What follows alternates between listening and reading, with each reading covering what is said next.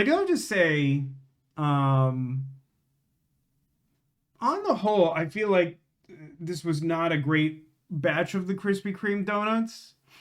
Just like the big innovation I feel was the trick or treat bag donut, and that was not for me. I'm not the target audience on that. Again, I think that was a good idea and a flawed execution, and like ultimately, it's just not a treat that I enjoy. You've yet to study the long-term effects of the green donut. I mean, you're not wrong. Here's the thing, though. Like, the green donut is basically just the orange donut from the past, like, 6 years I've been doing the donuts. Something like that. The orange one was always fine.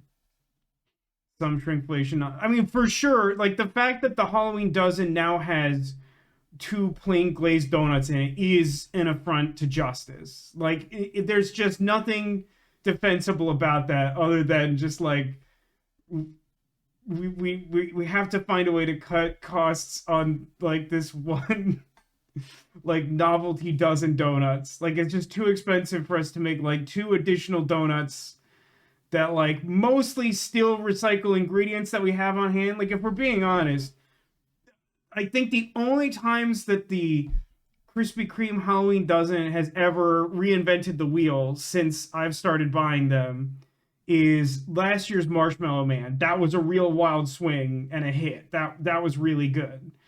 And this year's Trick or Treat Bag Donut, which was not good, was not great.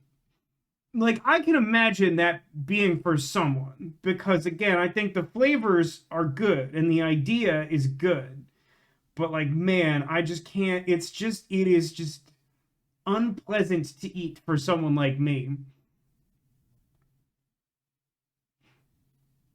uh he gave us documented a blog. I mean, like, the Halloween streams themselves are sort of the blog of the experience with these donuts. Some of them are in uh a playlist on YouTube. But like, there were some years where I was not making extra steps to edit and upload stuff to YouTube because I had low viewer count, and there were also mitigating factors where like a lot of that time I was like streaming directly from the PS4 before I had like a computer that was like powerful enough to do stuff like that. And like that just, I mean, it's not great. Some of that stuff is on YouTube, but like I don't know. Like, I have hard drives full of a lot of that, but like there's so many technical issues with a lot of it. I don't think it's really worth bringing any of that up. Maybe Halloween stuff if I really dug into it. It would take a long time to find it. I think anytime you're taking a sweet treat and just dumping a bunch of other sweet treats on top of it, you've taken a wrong turn. Uh, Everything will get worse and you will pay more money for it. God bless America. I mean, keep it 100. That's definitely happening.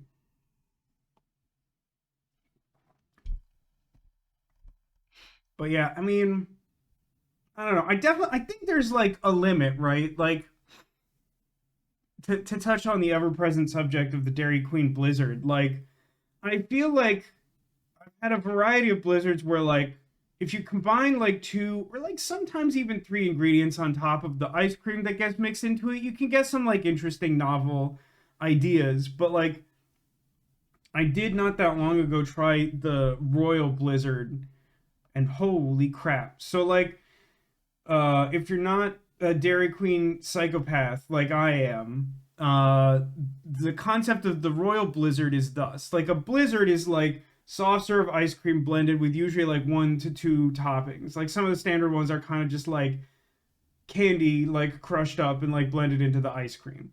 There's like an Oreo one, similar concept. There's some that are like on the menu that are stocked. There's like mint Oreo, two ingredients, pretty basic.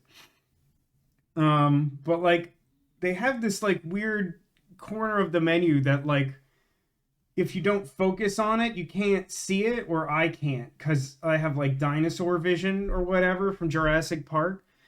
But like, so the Royal Blizzard is like soft serve with like a syrup topping like blended into it, and then like no fewer than like two other ingredients, sometimes three.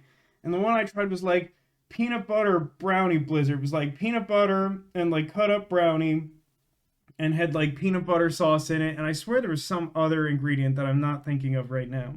And like I like all of the things in it, and I got like a quarter of the way into it, and I'm like, no one is meant to eat this. I don't know what this is. It's no longer dessert. It's like a science experiment. Like I don't know who came up with this. I don't know who the audience is.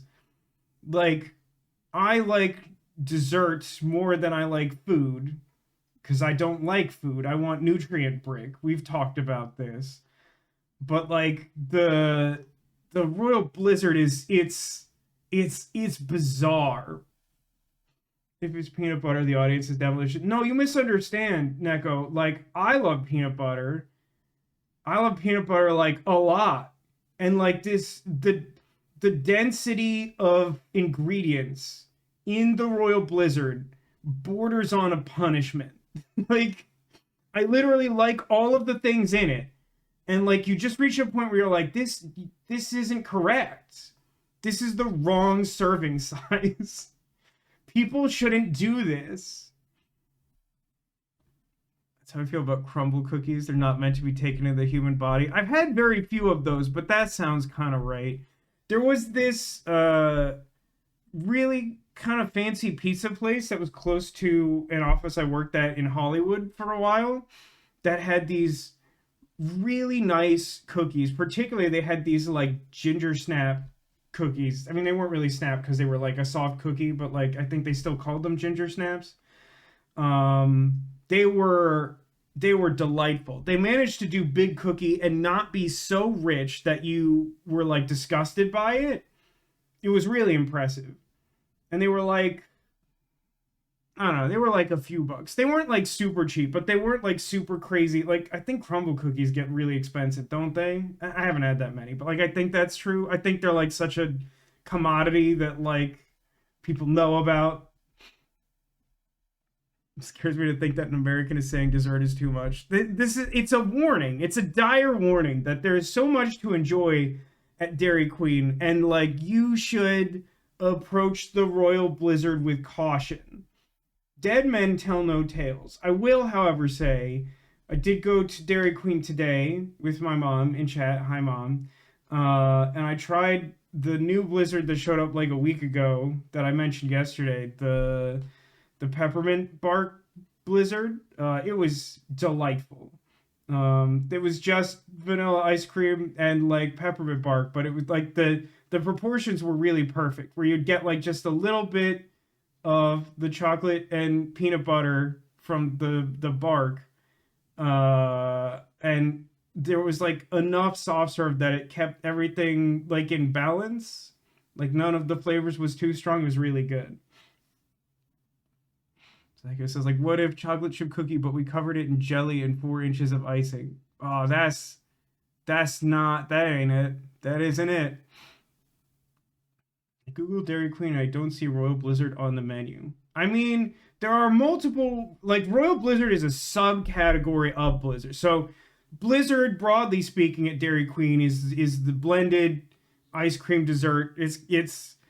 I think they've backed away from this particular business model, but like for a long time there was a thing where like it's so cold when served that they will literally turn it upside down in front of you to demonstrate that they did it correctly and that nothing will come out of it because it's just cold enough it will stay together upside down. The specifics of the Royal Blizzards are that they have like a syrup topping like blended into them, like in the middle of them. So there's like a fudge one, there's a peanut butter one, there's like a marshmallow one, and like a strawberry cheesecake one. At least you had some sweets you liked this weekend. Hey, the jack-o'-lantern donut was really good. The cookies and cream filled donut was solidly good. Most of the rest of that box may not get finished, if I'm being 100% honest with you. And I appreciate that I've cultivated a community touch to the point that I tell you that I had 5 donuts yesterday and I went for ice cream today, and even Neko wasn't like, you're insane. Also, don't you have a bunch more donuts? And yes, I do, but that's not the point. What about Long John Silver's? Is that still around? I don't know. I feel like every now and then I'm in a weird place that I see like a road sign for one. So like probably. But like I think Long John Silver's act as anchor points for some sort of ley line system that like they sort of connect you to some like fantastical other underworld situation. You enter a Long John Silver's and you exit from a different Long John Silver's through the energy of the ley line. Impressed at your tenacity continuing with Krispy Kreme. I think the Dr. Pepper football donut killed me. I don't think I had that. Was that like a Super Bowl special or something? Dr. Pepper donut, huh? That sounds vaguely familiar, but I didn't try that. It says, Vasco, donuts are my favorite. I'm a healthy salad eating person and I'm quite light. I'm the sort of person who will also eat a full box of donuts in one sitting.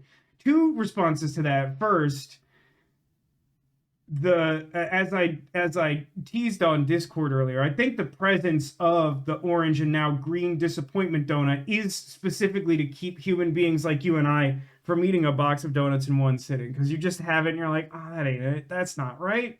That's not good at all.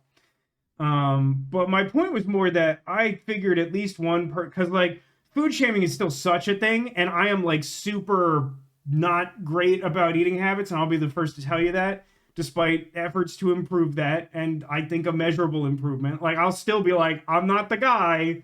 Don't come to me. Ding, that's not the guy. But like I figured at least one person would be like, you literally we're in the middle of talking about how you had too many donuts yesterday. And not only did you not finish the box of donuts, but like you said, you got an entirely separate dessert. And I thought someone would just say that, and I'd be like, you're correct, objectively. I don't really know what the point of that is. Okay, hold on. My brother-in-law got the Dr. Pepper football donuts last year for draft season. Brain wanted Dr. Pepper is tangy. Yeah, that sounds right. They were not that. So maybe you need to come visit me in my new place. Ooh, new Voodoo Donuts just opened. I've heard of Voodoo Donuts. I don't really know what their like style is. The next one of these times you're here, maybe for Christmas, we have to get. Have we gotten you donuts from Donut Man? Because like Donut Man is really good. It's a local place here. It's like literally like one of the top hits on like things of excitement in the local community. They're really good. They're cheap as sin, and like they're also like some of the highest quality donuts around. It's Halloween, you're supposed to eat sugar. It is funny to me though, I'm genuinely baffled by this, that like it's November 1st. And I know that increasingly there are people like me, I'm part of the problem, who are like, Halloween is over, now it is time for Christmas. As like a Hallmark movie enjoyer, I understand I'm part of the problem.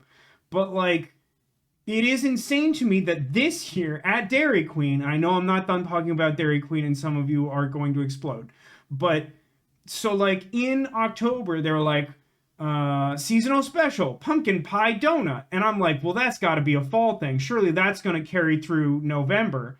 And I didn't even get around to trying it because like, before Halloween happened, they're like, new specialty blizzard is peppermint bark. Clearly like a Christmas winter thing. It's literally not even Halloween yet. I'm like, that's just wild. That's not correct. What is their best donut? I think that from what I've read online, people consider the apple fritter like a specialty or perhaps the specialty of Donut Man. I've had those multiple times. They are very good. But like they also just do a bunch of other donuts really well. Like if you have a particular favorite type of donut, they probably do it well. I would say that like with a few exceptions, they have like some weird stuff like strawberry fritter, which I've never heard of before. So like they do have a couple like unique specialties, but like for the most part, it's kind of just like quality and budget that are the selling points. Like they're not out there doing like really innovative donut stuff for the most part. As far as I know, they don't even like do like seasonal decorative stuff like the Krispy Kreme Halloween dozen. I don't think I've ever had a fritter. Not really sure what it is. It's kind of just like glazed fried dough. It's basically like instead of like making like a really deliberate like ring donut shape or like for like a cinnamon bun or a coffee roll, you kind of have like the spiraling shape and you glaze that. You kind of just like put some dough with like fruit chopped up into it into the oven and then like glaze that. It's like ostensibly like one of the like less attractive types of donut that exists, but like if it's done well, it's usually quite good because it's kind of just like really good quality donut with some fruit in it, which is good.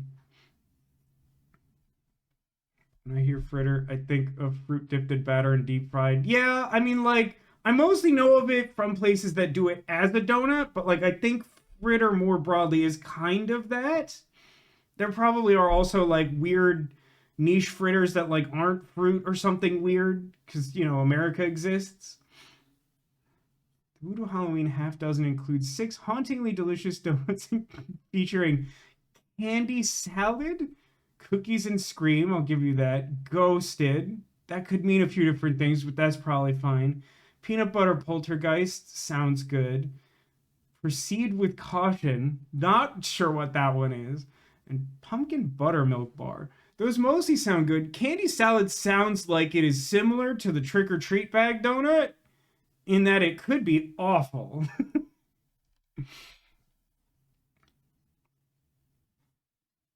Yeah, some of those names are really good.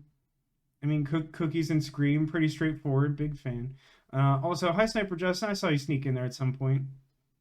No more Halloween stuff. No, but we still have. I've renamed it and recolored it, and I even changed the icon. But we still have the agnostic name game. If you want to just guess random names. I feel like this will be a fun call and response kind of thing, or More like Boris Crinkle. Yeah, exactly. You could do that whenever you want. That is permanent. I will say one thing I didn't mention yesterday in all my talk about setting up. Everyone's beloved dog astronaut, Space Wolf. I also set that up on the Stream Deck, and let me tell you, that was an entirely separate, unrelated process to getting it set up for the stream. And I also had to individually set the audio level for everything in the list there and cultivate a separate file folder to do it, and it really sucked. But I could do this. Mila Jovovich, this own say birthday? I mean, I suppose so. The unstoppable uber rat, Empress of Slaughter. Ole! Well, that actually also reminds me that at the end of yesterday's stream, two notes from the end of yesterday's stream, for anyone who didn't make it all the way to the end. One is that Demolition had asked me what was the most difficult soundbite to get from the list of 100 that made it into the Halloween special. And there is actually a definitive answer. Of worlds and breather of life. The definitive answer is, in fact, the unstoppable uber rat, Empress of Slaughter, because I am not sure what level of awareness I had of this the 2 times I've played through the Telltale Sam & Max games. But for no particular reason, in the final episode, there is a branching path. There is a missable scene where you get 2 dialogue options, and one of them is an incorrect dialogue option that gives you the same result as missing the scene entirely, and one of them gives you the quote-unquote good ending, which is slightly longer and slightly more positive than the other ending. So I played through the last chapter of the game to get the final cutscene, because that is where the unstoppable uber rat, Empress of Slaughter, comes from. And it was pretty high on my list of names to get because I think that's just really unique and funny. But it turns out that is part of the extended thing you only get from the good ending. And I think the way the game is set up is that if you don't play, if you use the chapter skips, it will just assume that you didn't hit the important flag that makes the long ending happen. So I had to like I had to skip to the chapter that had that option in it, make sure to choose the correct option, and then manually play through the chapter. It's possible I missed some workaround to this, but the reality is that I played through it, I watched through the ending, it didn't play an important part of what I wanted, and then I had to go back and play like 60% of the chapter straight through just to get it. I think that specific, and I don't actually remember if I ended up playing this. There were a couple I think that we missed between people redeeming yesterday and me trying to hit all the ones we missed. There are a couple that I think we did miss, but I don't remember if anyone got this one. A new supervillain in town called the Banker, which also came from the same extended ending scene. Like those two like names come from basically like 2 of like 4 lines of dialogue you don't get if you get the quote unquote bad ending. So that ended up taking the most. The other note I wanted to make about the end of yesterday's stream is that I didn't actually mention what the secret Squirtle theme was, which isn't like a huge surprise or anything. It just felt negligent that I didn't mention. It was just super late and I was very tired. But the theme yesterday was literally Happy Halloween, and I only had out like Halloween characters, and so there were Squirtles behind everything.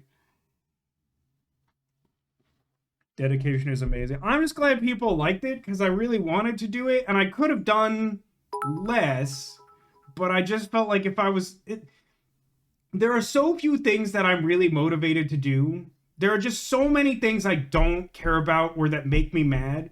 And that when I finally like find something I care about, I'm like, I'm gonna do this to like 15 out of 10. Like, I'm not gonna stop until I'm happy with this. And I just kept moving the goalposts on myself. Originally, I was like, I just want like a bunch of them, like however many I can just get conveniently. And that got me up to like 35 or something. And then I was like, I hadn't really considered, but I probably should put Kagami on the list. But if I put Kagami on the list, then I really want it to be like a low percent chance to hit him. Maybe like a 2% chance. So like I would need 50 individual things. And then I had to go into more games and I got more stuff. And then like somehow between like the various games I picked out to do this, I ended up like around like 70 something. And I was like, I mean, if I'm gonna be at like 70 something, then like I might as well get up to like 100, right? Never be less than yourself if it gives you joy. I mean, I sure wish that myself gave me joy a higher percentage of the time. A lot of the time, I just make myself suffer. The streams are very clear evidence of that. But thank you, Devilition, for the bits and for like just so many gift subs yesterday. I mean, I appreciate your commitment to the bit of like sort of celebrating Halloween and also just being like, these are also names. Are you any of these? Like, extremely good and resourceful. But it was something that like I had in mind to do for the stream, and then when I realized that it worked so perfectly with the costume and the character, I was like, now there's a clock on it, which means that I am more inclined to take it seriously and I have to work on it, and I will do it. If it were easy, everyone would stream terrible games. I mean, it's tricky, right? Like, I'm at such an interesting place in my like lifelong experience playing video games of like I'm so intrigued by like my experience with yesterday's game, Duck Detective and the Ghost of Glamping, was really interesting because like it's not a bad game. It's not even like a bad story. But for me, there was like this disconnect where like in the first game, I felt like I was reasonably connected to the characters. And I think that there were some maybe like unintentional choices in the way that they built up like a couple different stages of the setting that they created to like build up tension and drama. But like it just felt like in Ghost of Glamping, they like just dump all the characters on you at the same time. And then like once you finally establish all the characters, then they're just like, and now here's like the entire mystery basically all at once. And it just felt like really inorganic to me. And I don't feel like it would take all that much tweaking to like take basically the stuff that's like in the game as it is and just make it like a nicer, more organic like mystery experience. But like there was something about it that just like wasn't clicking for me, and I felt kind of bad about it because I just, with the long week and the long stream, I was definitely getting a little bit grumpy by the end. And it's like, it's not that it's a bad game, but like I think I personally have a tendency to get, I think, even more upset about a game that has high potential and like just needs tweaking than a game that's just like completely not it. You know, like it's weird. Didn't retain even a tiny bit of what the video game is last night, and I take solace in that because I feel like I wasn't doing the game full justice, to be honest. Yesterday wasn't terrible. I thought the game was cute, and I appreciate that it was short, but it was cranky. Yeah, I think that's all fair to say. Like, I appreciate that it was short, but like because it was like, I think something about the fact that it was short also made the fact that like the plot happened in like fits and starts like felt weirder, but maybe that's just like personal. I don't know. That's also kind of an interesting point. It's the thing where there's no one to root for. Yeah, like there's definitely something to that because like I don't know exactly how to put it. In the first game, like I think Duck Detective is like kind of grumpy but like fun misanthropic. I think the choice to put him at such odds with Freddy the Gator actually ends up making him seem really unlikable. Like, he's basically the same character, but him just, like, being hostile while the Gator is being so nice to him just, like, makes him seem really crappy. And then they, like, make the Gator seem, like, kind of incompetent. So it's, like, tougher to root for him, even as, like, the sidekick character. And then, like, for some reason, we explored this at the very end. Like, even if you choose to, like, do the thing that should give the Gator a happy ending, he's still sad. And it's like wild that they did this. They just decided that he has to have a bad time, and he's like the favorite character or whatever. It's crazy. Like the Wild Slasher game from last week still had someone to root for. Yeah, I mean, you know, one of the things I do enjoy about those types of games, like the Dark Picture Anthology games, is that like everyone will have different impressions of the characters and who they try to save and who they want to save. And like if they want to save everyone. And I think that's something that's so interesting about those games. And that makes them so unique compared to like horror movies or just like other video games. I mean, a lot of those games are really janky, but like I continue to love them just because like it's just so interesting. There's so many levels of psychology to those games.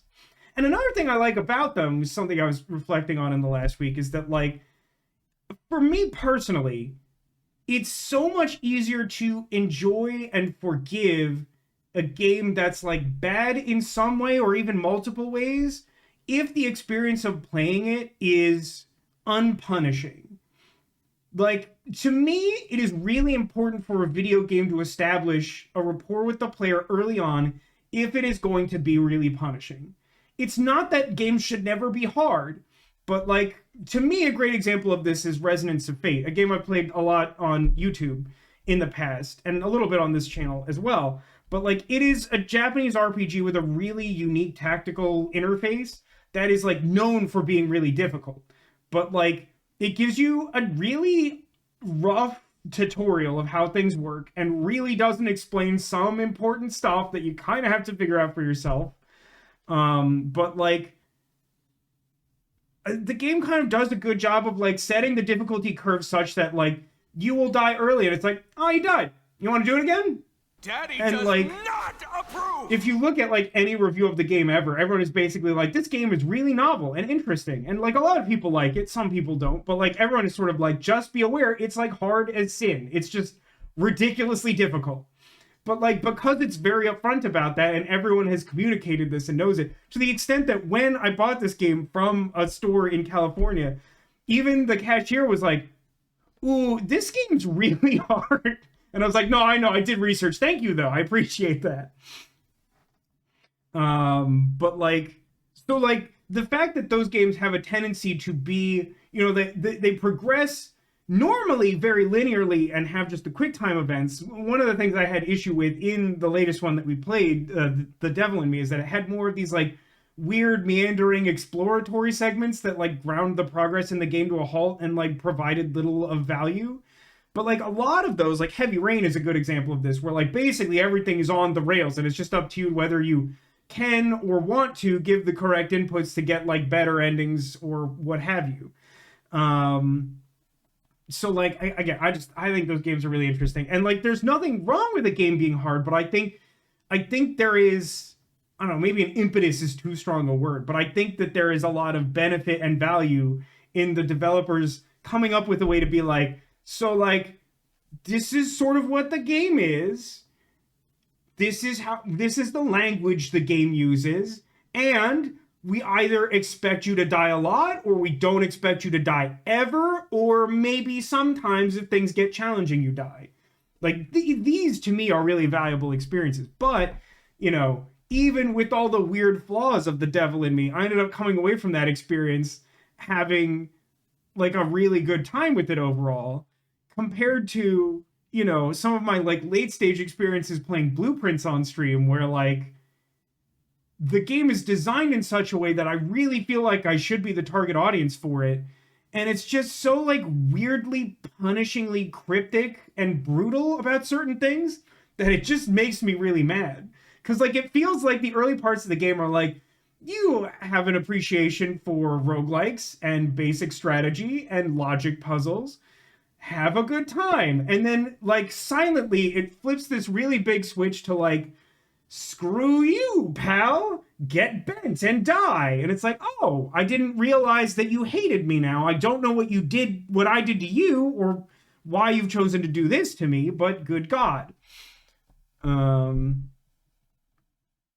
Darkest Dungeon does a great job of setting expectations. Darkest Dungeon starts and it's like, everything is bad, nothing good ever happens, your guys are gonna die a lot. Yeah, no, like I'm a huge... Darkest Dungeon is genuinely one of my favorite games of all time. Again, it is considered a game that is extremely difficult. And like, not even trying to brag, I've always felt like if you take the time to learn the game mechanics and are careful in managing your characters and resources, it's not as difficult as people make it out to be.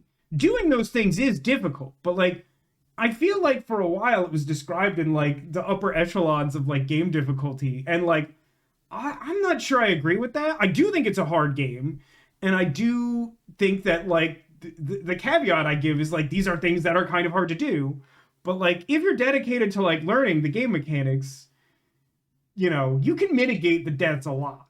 But at the same time, I agree with you that it's, you know, like it's like, yeah, you reach a certain point and your character can kind of just die instantly.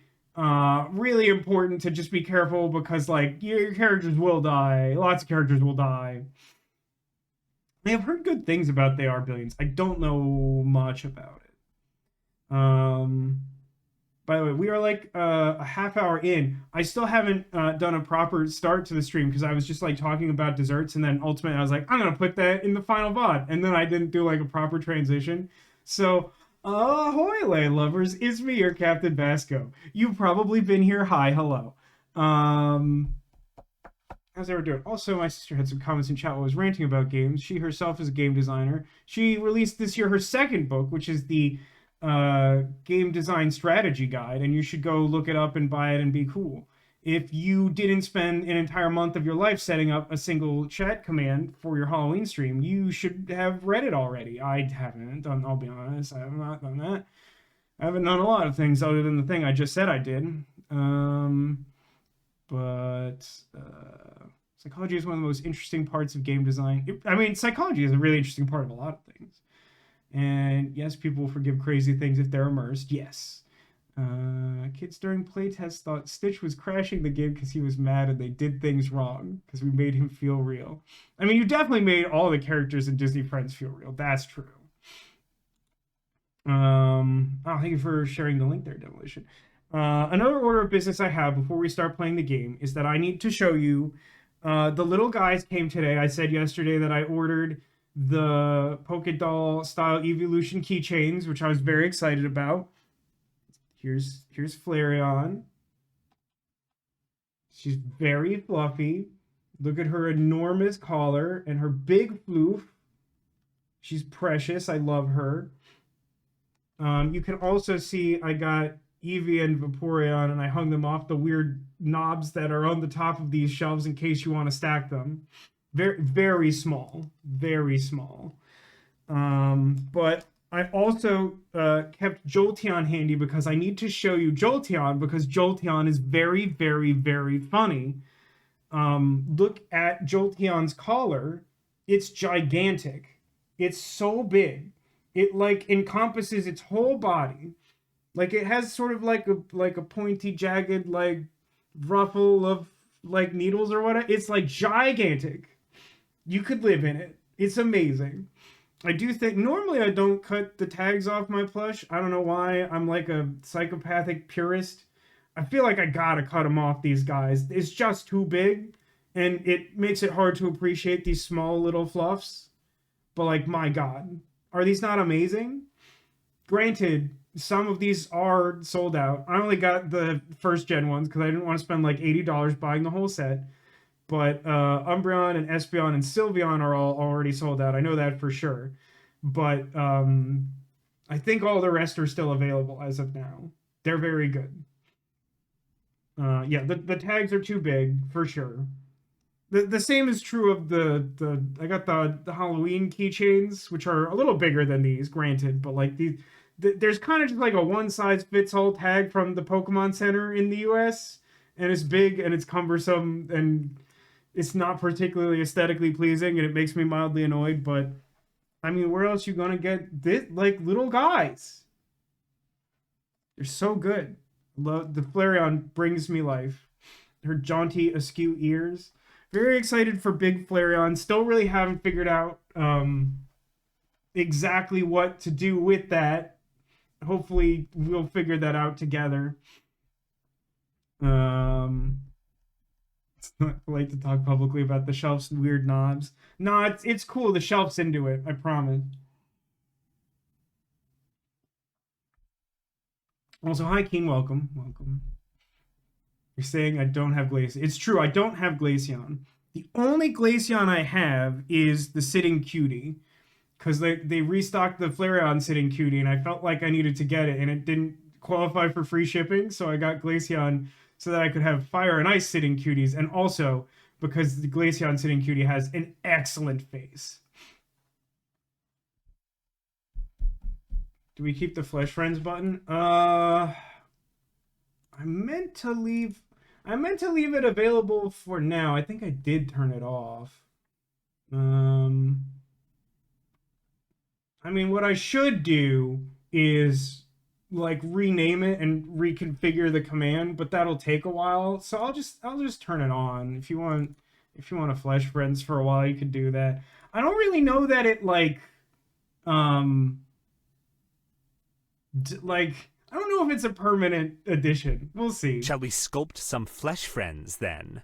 It is it's so straight. It's such like a specific sentiment to express.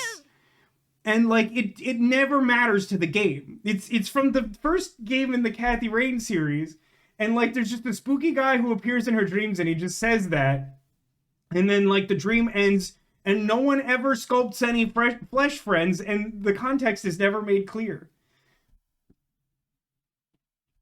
Is there a Pokemon Christmas tree coming? I don't know. I know that they released a line of holiday plush. I know that they released a special edition Pokemon train set that cost like $450. Where like I was just like poking around on like the new releases because they did a bunch of like winter clothing and stuff, and I was like, oh, a train, let me look at that. And I looked at it for a while and I was like, I mean, it's cool. How much does it cost? And then I like did a dry spit take of like I wasn't drinking anything, and then just like propelled liquid into the wall, and I was like, oh no, not that. Let's talk about Sylveon. I mean, Sylveon with Gingerbread Eevee is precious. It's fantastic. It's so good. I mean, I'm honestly a little surprised they didn't find a way to just do like a little Gingerbread Eevee by itself, but like the like Sylveon with like Holly Sprig in its ear, like cuddling the Gingerbread Eevee is extremely well conceived. Very good. Very, very good idea. Just imagine the small guy and all their friends covering the tree as a display. Little guy. I really actually like. There's like a weird disproportionality to how floofy Flareon's like collar floof is, where like it's like really like side heavy. I don't know. It's very good. So many good holiday pajama pants. Oh, I feel like I must have looked at those and I don't remember what we got going on. You're saving for Wiggly Friend Milo Tick. I mean, I hope that all your dreams come true, Neko. Oh, Pikachu and Mimikyu making snowmen, very good. Actually, I had this thought the other day. My godmother in chat is my sister. She rules. You should also follow her on Twitch. Do I get the command correct once in my life? No, I didn't put a slash. So embarrassing.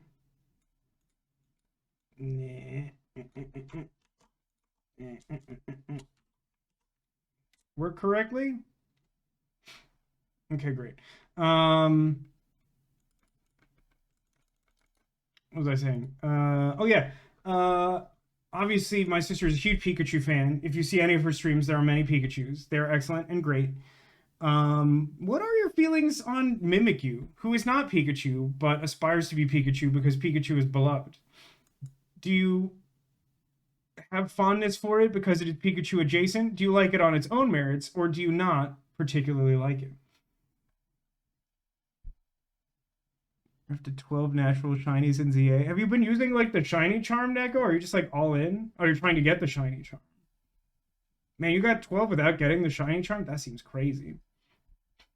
Psycho says, I too aspire to be a little rat that people think is cool. Well, if it means anything to you, Zacula, I think you're cool. And I feel like you give cool rat energy.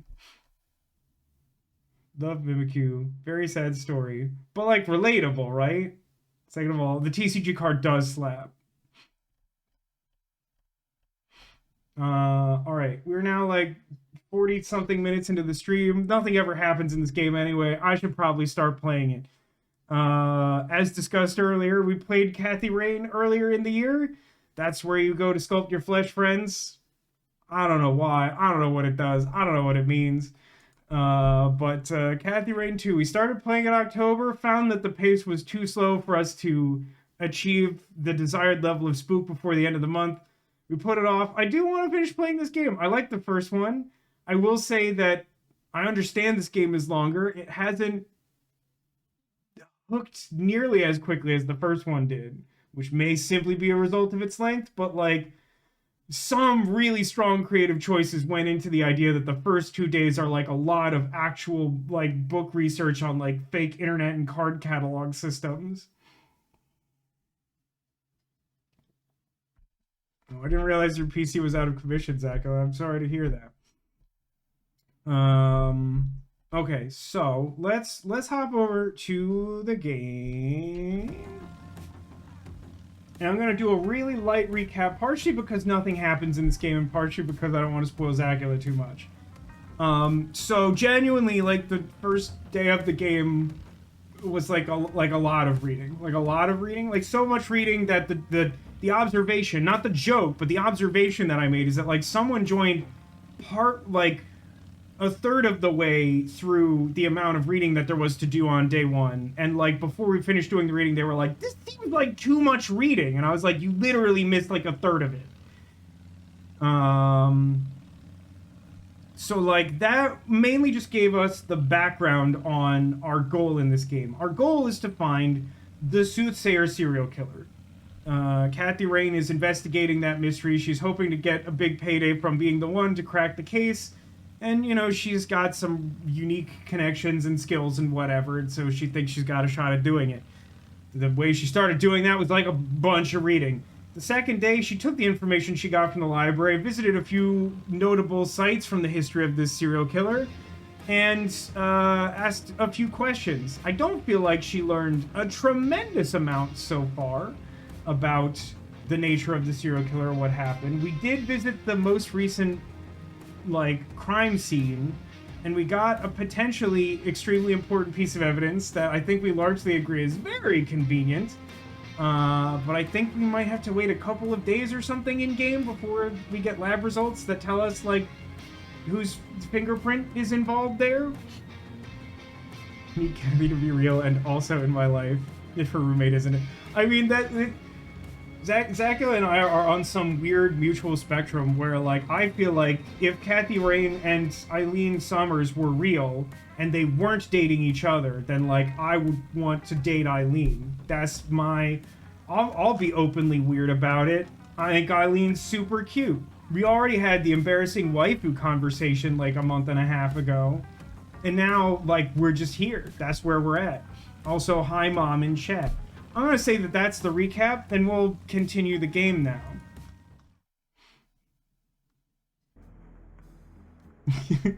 Like I said, she was in the other room when the game started, saw the motorcycle, and thought we moved to full throttle. I appreciate the optimism, and I appreciate that you are, like, maybe the only other person on Earth who likes full throttle as much as I do.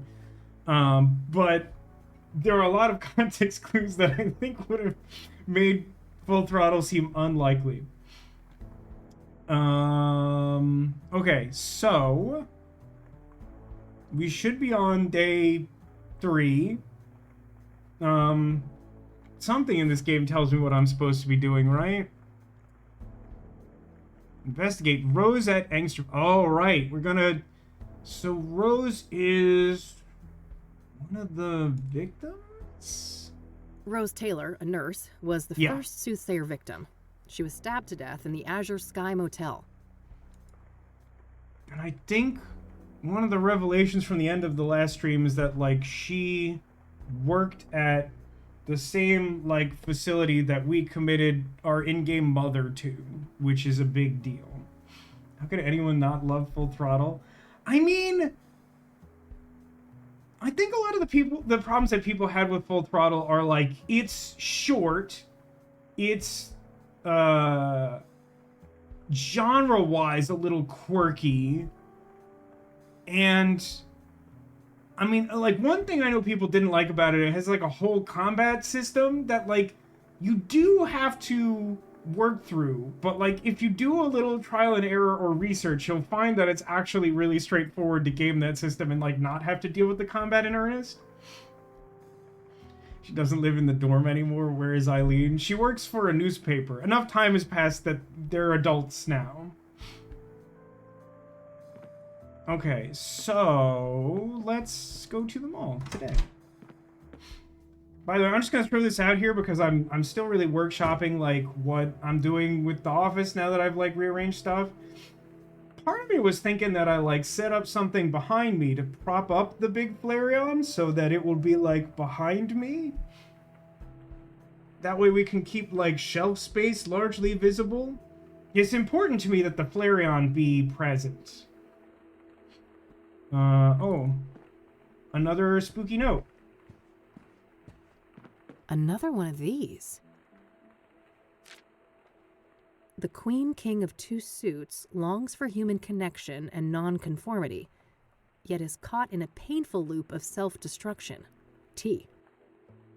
I just said I didn't want to play Blueprints, didn't I? I feel like I was just talking about this not that long ago. Keen says, my family played a practical joke on me when I asked for Full Throttle. I got Charlie's Angels Full Throttle. After the expectantly confused face, I was then presented with the proper jewel case. I mean, honestly, that is pretty fun, because they actually also got you the thing you asked for. It would be really distressing, though, I think, if... Because, like, there's a world where they just don't get it. Like, Full Throttle is, like, pop culturally relevant, so, like, I can imagine that being, like, they just thought that was true, so, like, that could be some real distressing energy. Oh god, her portrait in this one. I know, it's a shame that video game characters aren't real, right? Keen, I didn't realize you were also, like, a Full Throttle enthusiast. There really aren't that many of us. There, like, really aren't. Family not getting the right gifts is a passage in some nerdoms. That's true. Unless you have J.M. Platts, who will find the way. She will like clear cut through the Amazon jungle to make sure that you get the correct thing that you asked for, even if she doesn't really understand what it is. She has also been victim to many like console launches and various things with 3 children, all of whom are fairly nerdy. She's been through a lot. Okay, so the Queen King of 2 Suits longs for human connection and non-conformity. So, in absence of more context than what this note has provided to me, I'm going to assume that this person, this poet they keep talking about at this fancy club, is like gender neutral, which like I feel like could encompass a lot of this clue. I don't know what the painful loop of self-destruction is, but like they're supposed to be tied to the drug, and the last note was about the drug. So maybe they're saying that the person whose name I don't remember, who like works at the club, is kind of like gender neutral. Maybe they're wearing like a Two-Face suit, like the Dean when he was trying to be like representative of man and woman for like Halloween in one of those episodes or something. And like, even though we have reason to suspect that they're tied to the drug connection, that like it's actually more complicated or something. What is this cryptic nonsense? Somebody is messing with me. I forgot that Kathy Rain is the type to not care about the clue at all and just get mad, which I appreciate. There is a cat. That's true. Looking for something to pounce on? Why is there a spinning coin on the ground like it's a side scroller? That's just the logo, and it's the logo on the back of Kathy Rain's jacket. Oh, I bet.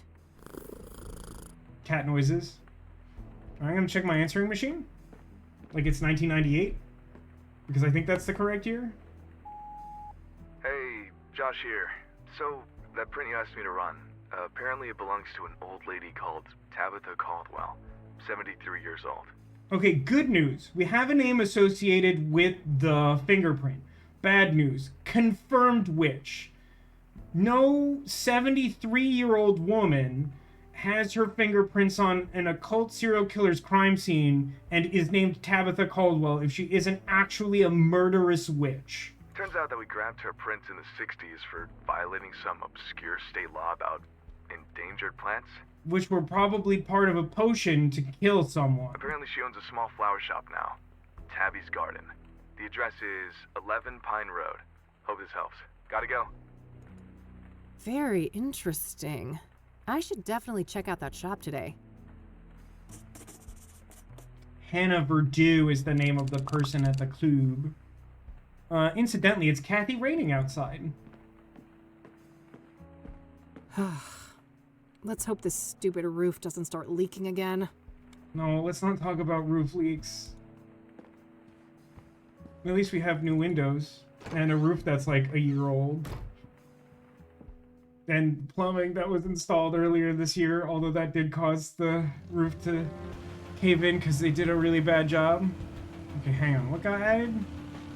Longhorn PI. Okay, so that's our friend's office that, because we went there in person, it's just on the list of places we can go, but we can't go there now. Leaks aren't real, they can't get you. Wish that was true. I mean, we gotta visit the witch, right? Definitely a witch. I mean, she's not wearing like a pointed hat, but that lady's gotta be a witch. Okay, this clearly says mint. It looks like this says dink. Okay, it definitely doesn't look like that sign says time. I don't know if you disagree, but this clearly says mint, and this looks like it says like, it looks like it says dink with no I. Not a bad herb for cooking. I know Eileen uses it in her chicken stew. Friggin' delicious. Love me some of that in a tequila mojito. Not that I need a reminder. The mere thought makes my head pound. Can we talk again about the weirdly inconsistent use of like adult language in the Kathy Rain games? Where like the first one spends like 30 to 40% of its runtime not swearing and then randomly starts dropping F-bombs. And then like this game had some like pretty heavy swears in the beginning, and then she's like, that stew is friggin' delicious. God, there's so many like things to look at. Hi, Tabitha. Hi there. Hello, and what? Wait, you look familiar. Have we met? No. I'd remember that. I don't know any witches named Tabitha. I would definitely remember that. Because I used to watch the TV show Passions, like a normal heterosexual guy who was born in the late 80s. Oh, never mind then. What can I do for you, youngin'? I came here because of you. You're Tabby, right? Like the cat? I am. Tabitha Caldwell, but everybody calls me Tabby. That, like, How was that? I cannot emphasize enough how much of a witch name that is. Like, Tabitha is clearly a witch name, but, like, Caldwell is also, like, a Salem-era witch name. Like, we tried so hard to make this lady's name Witch McWitcherton. I see. Have you had this place long? 40-something years. Why? You looking to enter the business? Oh, God, no. I kill everything I touch. That would be an abject disaster. But, like, a really good power to fight crime, kind No of. such thing as hopeless. And you better believe my precious nephews tried to prove me wrong. Boy, oh boy. Do I not really know... I mean, she's got a scrying mirror. Let's ask about it. I see that you have scrying mirrors for sale. Ah, yes.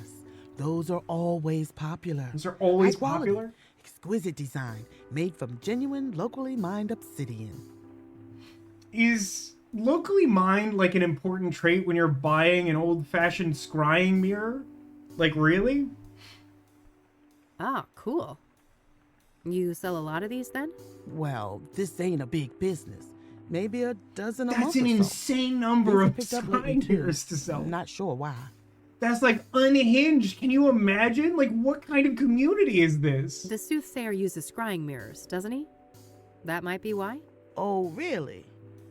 I suppose that would explain things. I'm too old to stay up to date with this latest newspaper boogeyman. Boogeyman, huh? You think the Soothsayer murders are blown out of proportion? Well, child, how many stiffs we talking about? Sango says, it was the 90s, man. No TikTok. Nothing else to do but mess with the scrying mirror. I don't know, man. Didn't Tamagotchis exist by 1998? We were busy. 5, I think. So Nothing but a bad weekend in the projects. Oh, When our dang. boys drop like flies, you can bet those hysterical ink slingers ain't nowhere to be found. We could watch Pokemon. That's true. Can I do the thing where I ask you about one of the victims, and then I just decide that you don't know anything about any of them, and so I don't have to ask you 5 times? what do you know about Deborah Sinclair, the latest Soothsayer victim? Young'un, I'm a florist. I know nothing about those poor people. That looks like that gets rid of all of them. How about this random Catholic church? Are you familiar with the King of Kings Catholic Church? 98, still 1 year off Magic the Gathering. Isn't copyright on Magic the Gathering like 1993 or like 1994? I'm pretty sure Magic the Gathering existed by then. I was definitely playing Magic the Gathering in middle school and not good at it. I'm not. My people, we're Lutheran. Fair enough. How about this hotel where a lady died? Have you been to the Azure Sky Motel? No, I haven't heard of that place. How about this drug? It might be made from a plant. I think it's made from that weird plant in the first game. Have you heard of a street drug called pyre? Lord have mercy. Why you asking an old black lady about drugs? I look like a banger? Oh, of course not. I don't want to answer the question if you look like a banger. I know what you mean by that. There's just no version of that question I feel comfortable answering. Well, then you better change the subject. The only reason I asked is because of the plant connection, just to be clear. Also, it's an adventure game, so you're incentivized to go through all the dialogue options. But, like, I'm not trying to insinuate nothing. I do not think this woman knows Rachel Wang. It doesn't sound like she gets out much. I don't want to ask her about that. Same. Girl, same. Do you know who Hannah Verdew is? No, I don't know nobody by that name. Magic the Gathering is 2 months younger than you. That's a fun fact, Are you Zacula. familiar with the Club of Hearts? No, I haven't heard of a place like that. What do you know about the Soothsayer? Child, don't you try and rile up this mama with all that nasty business. Okay. I would like to point out that the sign says Seabat, which, that's... Oh, no, I understand what I've done wrong here. Let's ask about To the Back Room. What's in the back? Weird question. That's none of your concern. It is a weird question, but I thought it was weird that the game let me ask, and so I asked it. Ask her about the Okiora Fishery Cold Storage Warehouse. There is never a bad time to ask someone about the Okiora Fishery Cold Storage Warehouse. It might be one of my favorite fictional locations of all time, simply because of the breadth and depth of insane uses and occurrences of it in the Somnium Files games. Like, it never isn't relevant to the plot in some way. And it's such a weird location to begin with. And the name is so, like, cumbersome and weird to say. Like, everything about it is funny. I don't want to ask her about that. Like, there's this whole weird plot thread in the first game where, like, it literally has Renju Okiora's last name on it, and they make this huge to-do about the fact that he doesn't have anything to do with it. And then I'm pretty sure near the end of the game, they're like, oh, actually, it turns out he did still have some connection to it. Whoops. Let's ask her about the cash. Let's keep asking suspicious questions until I get banned for life, because it seems like I'm definitely casing the joint. Is this place cash only? Yes, call me old-fashioned. But it's worked fine for 40 years, and I ain't about to change now. I don't think cash only was nearly as weird in 1998. Must be really poetic in Japanese. I mean, I assume. I haven't had as much occasion to say it lately, but something that I used to say a lot on this channel, particularly playing through games like the Somnium Files, was like, when something seemed like it wasn't localized in a way that felt natural in English, I would just say, like, I bet that was really funny in Japanese.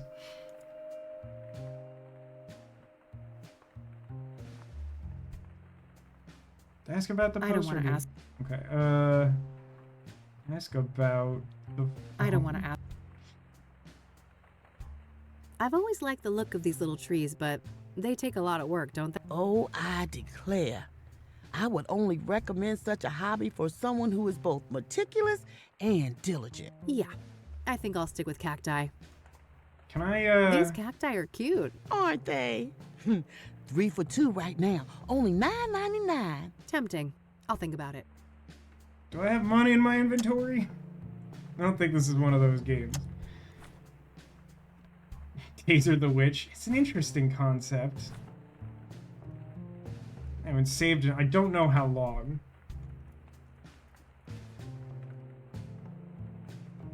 I don't think it'll let me, but why not try, you know? I don't want to show that to her. Oh, I'm still talking. I'll be done now. Thanks. You do that. Unless we save without ending the dialogue tree, that's actually crazy. Itchy trigger finger much? Yeah, there's probably an achievement for that. These games are crazy.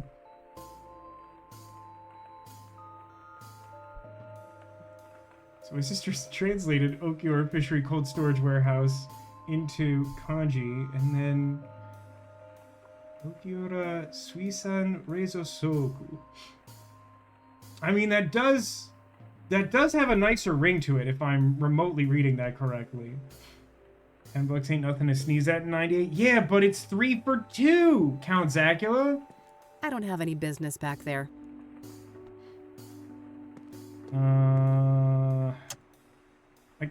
Let me show her my cool chakra I don't want to show pendant. that. Let me show her... Actually, let me show her my janky scrying mirror. Oh dear, what is this?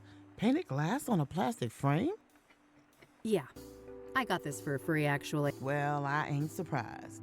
If you're looking for some actual craftsmanship, you're at the right place.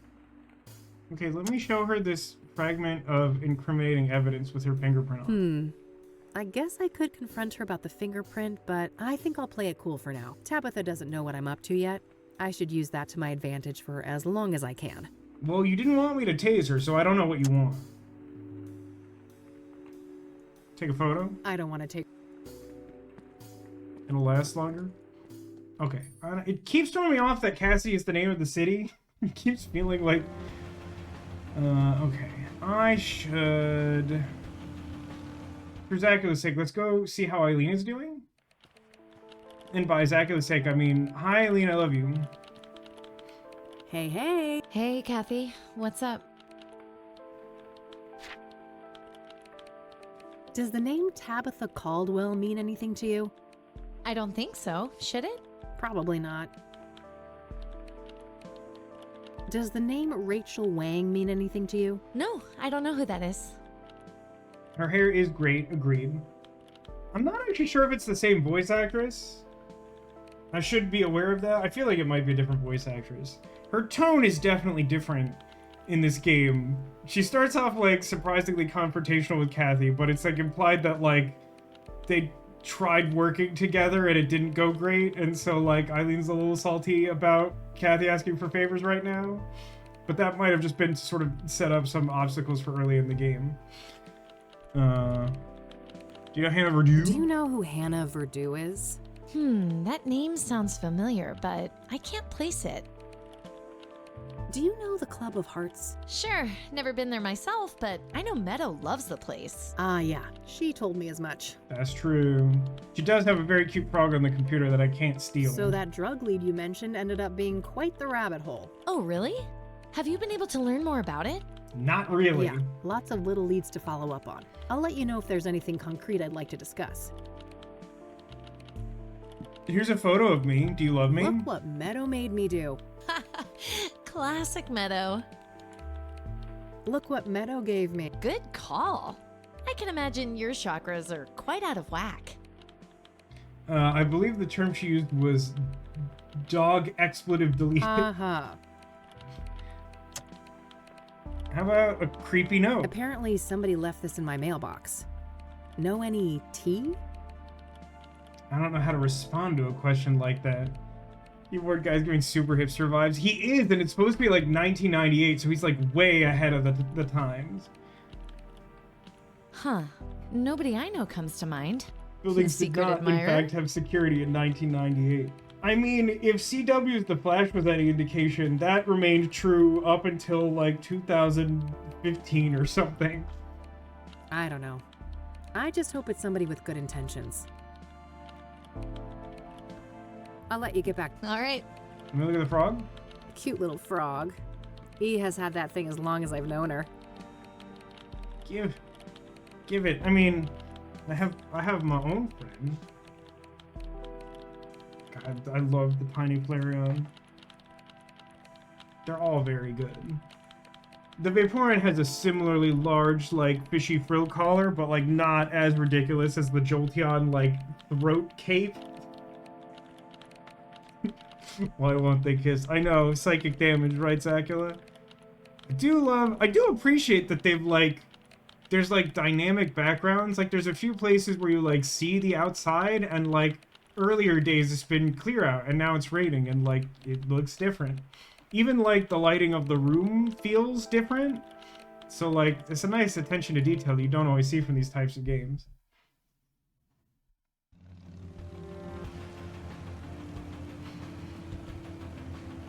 I guess I will go to the psychiatric facility. Yeah, we really haven't missed that This much. makes me want to vomit. It sounds like you muted, like, gameplay only, and really all we did is, like, we got a call telling us to go... We got a call telling us about the lady who owns the plant shop, and we talked to her, and nothing of interest happened. Welcome to Kathy Green 2. Okay, get a grip, Kathy. You can do this. Focus on the task at hand. Yeah, some creep is always watching in this place. Oh no. It's like the coffee plant all over again. Hey, Oscar. Oh, wow, amiga. It's been a while, huh? I like the new hair. It pops. Thanks, bud. They've got you on desk duty, huh? Yeah, just recently. I don't mind. Got me addicted to crosswords, though. My sister was just saying that they didn't have security back then. I think it's funny that the security guard at this psychiatric facility is like, yeah, I just started here. I like to imagine that the canon is like, they've only just decided security exists at all. Later, Zacula. Thanks for hanging out with us. I guess there are worse vices to succumb to. So, how is she? Better. New meds, and she's moved down a security level, so, you know, progress. All right, that's good news, I suppose. You want to see her? I can buzz you in. Maybe in a minute. I actually wanted to speak to you. Sure. Happy to chat.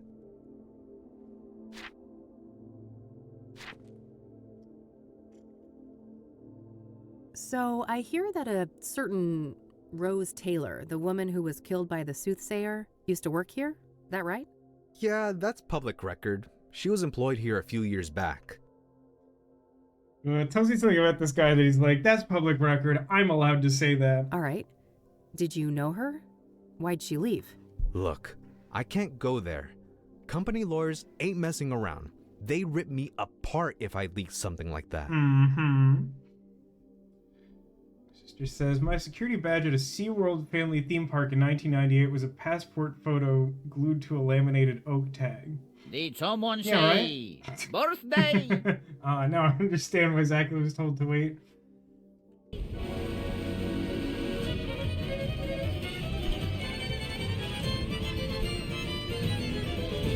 Ole! Ole.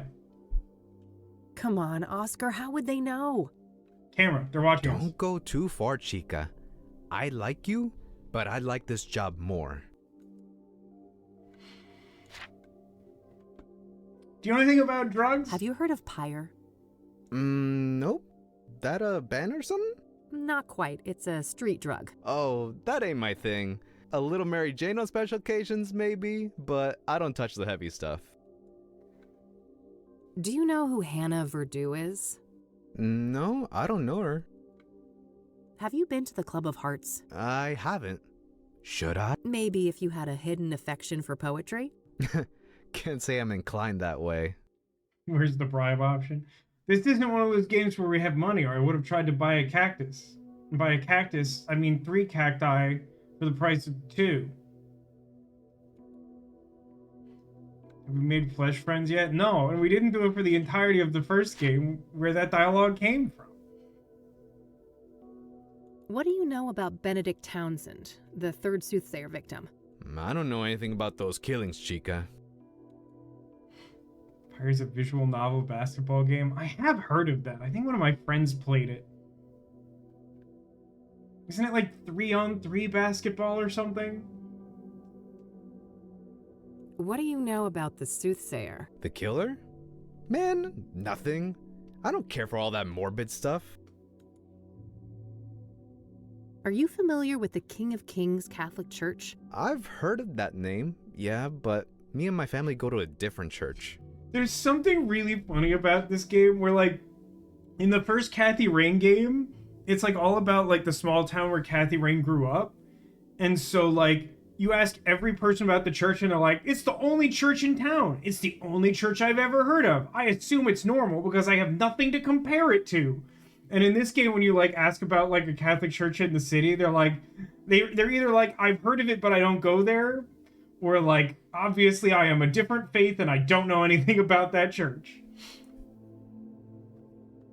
Are you familiar with scrying mirrors? Nah, I'm Catholic. That's Diablo shit, amiga. I'd be disowned by my family if I touch Sarah, any look of at the that. stream. How's it going? Sarah, look. Little Flareon. So floofy. Also, Little Jolteon. Extremely much pointy neck thing. That summarizes the first 40 minutes of the stream.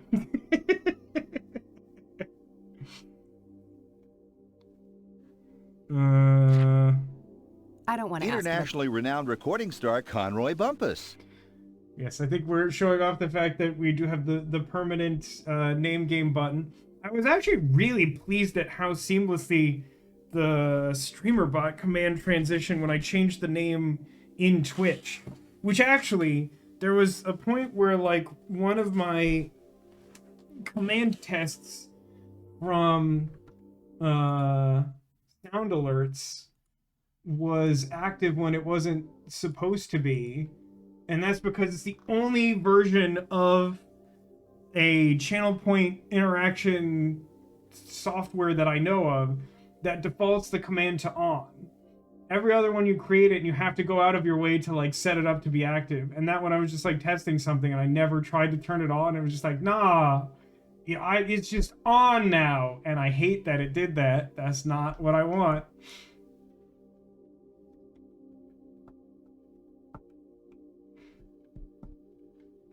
I don't want to. What do you know about Deborah Sinclair? Writer, wasn't she? Murdered by that killer? Yeah, that's her. Well, that's all I know. Haven't read any of her stuff. Okay, it says for thousands of years I lay dormant. Aloha. There's such a fantastic like interaction between those two concepts. After 10,000 years I'm free. It's time to conquer Earth. Do you know the Azure Sky Motel? Doesn't ring a bell, no. Just knocked something over, I think.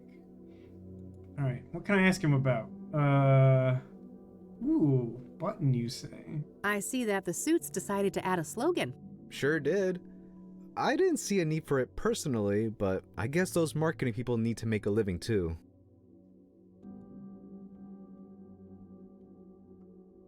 I don't want to talk about that. I don't want to talk. You're a big water drinker, huh? Ever get a kidney stone? I have twice. Never again. I wouldn't wish that shit on my worst enemy. I feel like a guy of whatever my perception of his age is should be really worried about having kidney stones twice. That feels like he has to see like a specialist to figure out why that happened twice. Can you buzz me in? Sure, go ahead. Thanks.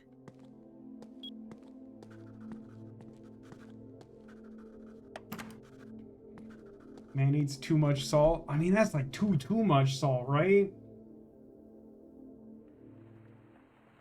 326 days, Catherine. No, I think it's like 325,600 minutes. I mean, it's minutes for sure. We're doing Rent, right? It's the 90s? I know. It's been a while, Mom. 529,600. Thank you, Demolition. But, like, we're definitely doing Rent. It's like 1998. Yeah, that's how you measure a year. 326 days and 22 hours, to be exact. Catherine's mom has, like, a brain chronometer, which is a serious condition. I heard you. It's not like you make it easy to come here. It is, I mean, it is worth stating that if this is the energy with which you interact with someone when they do visit, they're not going to want to visit. I can understand being upset that they don't visit more, particularly in this complex type of scenario where Kathy Rain is responsible for her being in this facility. However, if you want her to visit more often, you probably shouldn't open every interaction with overt hostility. Again, understand the source of the hostility, but if your desired effect is getting more visits, that's not the way to do it. Hi-ya. Not sure what this gesture is, but we're here. Oh, you're the victim, are you? Boo-hoo, my mom won't treat me like a princess when I bother to show up. Okay, again, not making a super strong case for me being here like at all, really. I'm not doing this again. Can we have a normal conversation? You know, act like we're family for once? Fine. No reason to squabble. I see that you changed your hair. Again. So cool. What amazing relationship we have. Sure did. I'm guessing you absolutely adore it, right? You know, I'm old-fashioned, honey. I adore what you hide under those clown colors. The gorgeous jet black that your father gave you. You know my only rule, Mom. Don't mention him. Please. Of course, how dare I. Did you bring my royals then? No, Mom. They stopped selling those. Other Rockports are around, but not the purple ones. They're out of circulation. Lies and excuses. You can't even be bothered to get your own mother some goddamn smokes, can you? Maybe next time, okay? I'm told that you're doing better. Is that right? Doesn't sound like you're doing better, but I'm told that. I guess. Earned myself some small freedoms. I've been handling my temper well. And these new pills, they keep me grounded. I guess as she is working on getting the shiny charming Pokemon ZA and has to achieve 1,000 battles for her research goal. I am looking forward to, now that I'm not spending all of my time on the name game, playing some Pokemon ZA. I think if I understand some context from things I've seen, despite trying to avoid spoilers, am I to understand that the Mega Evolution Stone for Scizor is being rotated out of the competitive ladder soon? Something like that? If so, bummer. I really like Scizor. When does she jump across the table at her? I have to assume soon, because everyone in this room seems to want that to happen. That's great, Mom. You'll be out of here one day. One day. One day. One day. Okay, like, for real, though. Like, not trying to be funny at all. Not trying to make anyone have the worst day at their job or whatever. But she does understand that this tone is not conducive to having your daughter, like, show up, like, at all, right? Yeah. Hey, Mom. Can I ask you about some other things? This will go super good, I promise. Huh? Sure. Go ahead, honey. 3 days? No. 1 day. 1 day. 1 day. How about scrying Are you mirrors? familiar with scrying mirrors? 7 days? No, that was a fun 90s TV show. That might be something that we're doing instead of watching TikToks. It was about a weird astronaut who had like a strange spherical ship that could travel back in time 7 days. And usually, like, some horrible disaster would happen, and he'd have to, like, find a way to get access to the time machine because something stupid happens to prevent it, and then go back and tell people, like, the thing that's gonna happen so they can stop it. It was, like, a fun, campy 90s type of show that they don't make anymore. It's going for the ring. Oh, yeah, I mean, that also is a period of 7 days, yeah. That's a little more upsetting. But, frankly, both of them end in death more often than not. Why?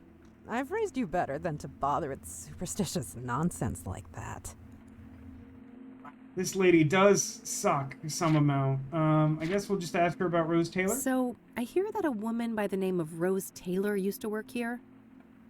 You heard right. Quite a piece of work, that lady. A shame she got herself sliced up, though. I did hear about the Greninja thing. I know that, like, they're supposed to, like, there was supposed to be, like, a limited time window to get, like, the starter Pokemon evolution stones. And, like, at first it sounded like people would have only this month to get Greninja, but they, like, pushed it to, like, a different tier as a reward for next month.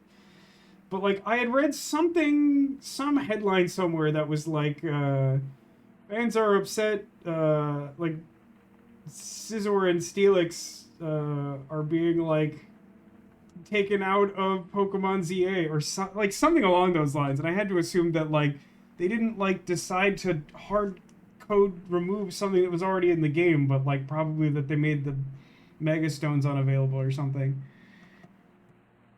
Got herself sliced up, you say? To shreds, you say? Quite a piece of work, was she? How so? Oh my, I recognize that tone of voice. Have we come across the real reason you're here, Yeah, Mom. You're right. You caught me. Are you gonna help me or not? That depends. Are you gonna be a good girl and get me my fucking royals? This lady does not have any chill, huh? Maybe it's banned in this facility? But you have Mega Scizor and Mega Steelix. But, okay, but, like, you understand the nature of my question, right? What I'm saying is, like, I was led to believe that they were being, like, removed from the game. And so the question I have is, like, oh, are they doing something that makes the stones difficult to get in the future or something? Jesus, Mom, relax. I told you they're discontinued. I can't give you cigarettes that don't exist. Doubling down on that horse shit, are you? I've had enough of this. You know my price. Get me my smokes. Then we'll talk about Rose. What an interesting task for our day. What a normal video game this is. Do you know who Hannah Verdew is? No, I don't know that name. Are you familiar with the Club of Hearts? Why would you be familiar with the Club of Hearts? Is that supposed to be a joke? You know my clubbing days are over. The insinuation that before we committed her, she was still in her clubbing days feels a little weird, but I guess I don't really know when that happened. Have you heard of Pyre? I don't even know what that is. I don't want to ask her about that. Do you know anything about Jane Doe? Burned alive. Jesus. I have enough morbid things on my mind. Poor girl. That's like the most human the mom has acted so far, but there's still something really funny about that. Like, when we so, like, casually ask about all these, like, really grim, like, serial killer victims, and our mom who's, like, super hostile towards it's the only person who's like, my God, why would you even just say that in a conversation? Have you been following the news about the Soothsayer killings? Not in detail. We've got enough misery in here to worry about. He says, I wouldn't want to ask her about anything. You know what? I think that's a very normal take. You've read Deborah Sinclair, right, Mom? I guess. 1 or 2 books. Been years now, though. Did you hear that she was one of the Soothsayer victims? Oh, really now? I guess this killer doesn't discriminate. Oh, it's about the fact that they, in Legends Arceus, they had the ability to, like, do trade evolutions with an item instead of having to trade. Okay, that makes sense. Really, you could just catch wild ones? That's cool. I wasn't looking for... I mean, like... Maybe it will be easy enough to do trades. We could do trades on the Discord, but I think everyone's already gotten everything that they need in the game in the month I haven't been able to play. Not even month. Came out on, like, the 17th or something. I've just had no time to play the... I think I've played 6 total hours of Pokemon ZA. I am really looking forward to playing it, but, like, I feel so far behind. God, it's weird I can ask about all these individually. Like, the vast majority of characters, you can ask about, like, whichever murder victims are, like, relevant to their interests, and then if you ask about one other one, they're just like, stop asking me about murder victims. Do you know anything about Benedict Townsend? He was one of the Soothsayer victims. No. I know nothing about him. It's okay, haven't even started, so I'm definitely more behind than you. Are you interested in trying it out, Cotillion? I don't know that, because I know you have, like, kind of strong feelings about Pokemon, and you don't necessarily play all of them. I hadn't gotten a sense of whether you were interested. Have you heard of the King of Kings Catholic Church? I'm sure she has. Why? Have you had a religious epiphany? Is it that aggravating Christian girl putting delusions in your head? If Zacula was here, this character would be ripped apart. I know the fury and the fervor with which he would meet this comment would be unstoppable, because it is roughly the same fury and fervor that I have. If you wind up getting a Switch 2, you would play it. I don't know if this affects your math at all. It is available for the Switch. I just got the Switch 2 version because I happen to have the Switch 2, so I figured I might as well go all in on graphics. I mean, I had to make a decision early on because of Snurt. I wanted to get the randomly distributed plushie. Her name is Eileen, Mom, and she's not like that. Just forget it. Her name is Eileen, Mom, and I love her because she's my roommate. That's how stuff works. What do you know about Eric Holloway, the second Soothsayer victim?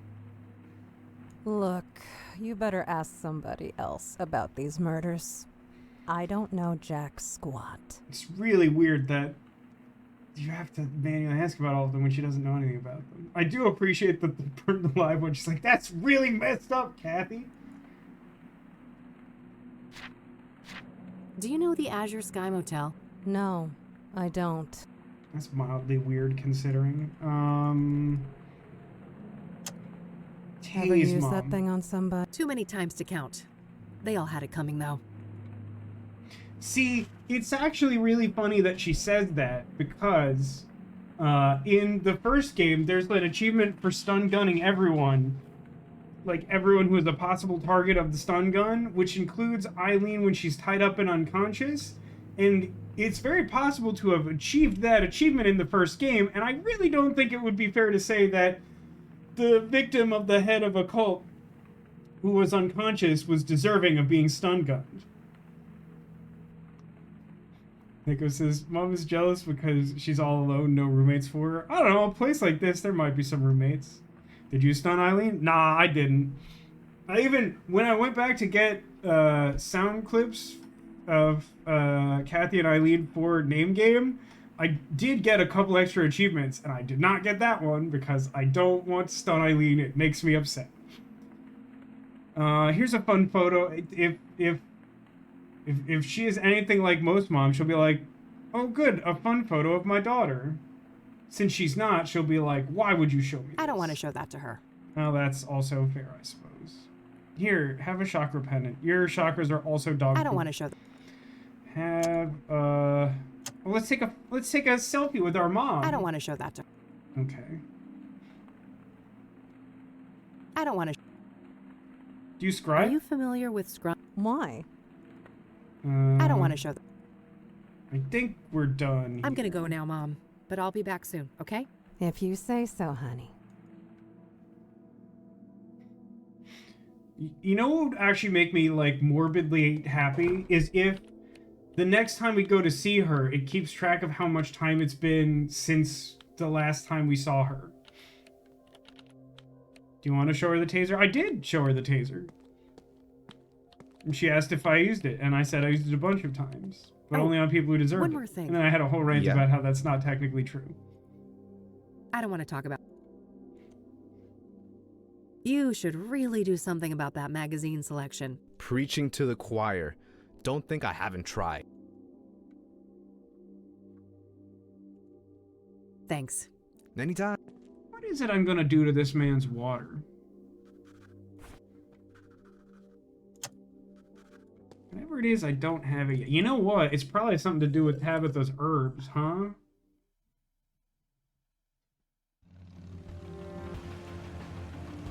Are there, like, witch herbs that make a truth serum? What can I ask about cigarettes? Cigarettes. Do I know any smokers in this game?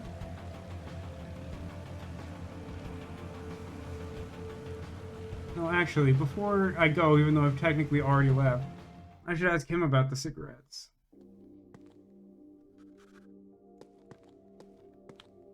Oh. Yeah? Do you know Rockport Royals, the cigarettes? I've heard the name, sure, but tobacco ain't my thing. Man, I'm gonna do something to your Thanks. water later. Anytime. To leave the poor guy's water alone. You'll never make it as an adventure game protagonist if that's your stance on a guy who's simply trying to hydrate at his day job and isn't harming anyone. Oh, I really don't specifically remember anyone being a smoker in this game. Is there anyone, like, at that? Is someone just, like, smoking downtown? Oh, wait. This is an old surprise, cigarette machine. surprise, all out of Rockport Royal. Not a shocker. They've been out of circulation for a while now. I'll take a pack of Rockport White, though. Maybe I can get it close enough to fool Mom? You said earlier that the label needs to be purple. So all I need to do is... come to think of it... Didn't I see an ad for Rockport Royal in one of the papers? Maybe that can help. Oh, that sounds dreadful. Why is this game obsessed with newspapers? Why did I just not go... I don't care. These newspapers make me want to start swearing openly. For a second I thought this said mamas.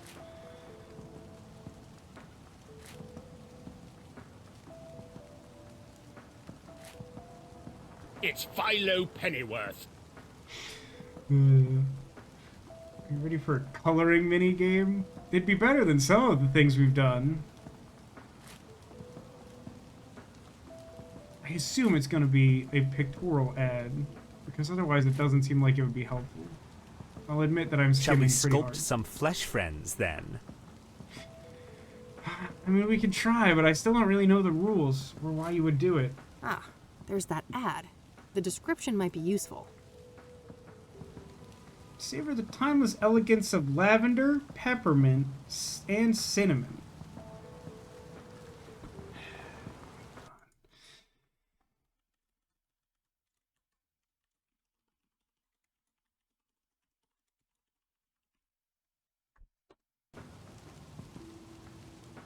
And it's gotta be purple.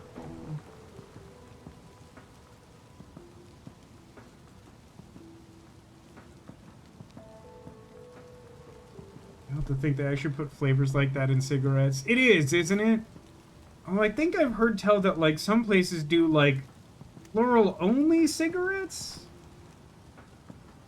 It's the thing I've only heard about in like the last year. So I don't even know if it's true or if I've like misunderstood something about it. Okay, so clearly I gotta go to Tabitha's. I don't know how to, like, color that business in. So hang on a second. Oh boy. Alright, let's get it started in here. Hey, Yeah? do you know Rockport Royal, the cigarettes? I'm familiar. I prefer my own roll-ups, though. I will say this about this game. I do appreciate that there is a genuine feeling of depth to the characters in the types of responses you get to these random questions. It's really easy to make an adventure game and just have every character be like, no, nope, no, until they come across whatever thing they actually like are supposed to know about or whatever. But even just like little answers like this, as weird as this feels in a vacuum, like tells me something about this character. It's definitely more interesting than her just being like, nah, I don't know those cigarettes. Oh, neat. So you grow your own tobacco? Of course. Anything flower Tabby can grow herself, she does. He says, I tried smoking pipe for a little bit, and the most popular tobacco at the local shop was laced with vanilla. Feels like a weird pairing. Thanks. You do that. Oh no, what I should do is... Yeah. I don't want to show that to... Oh, fart blossom. I don't want to show...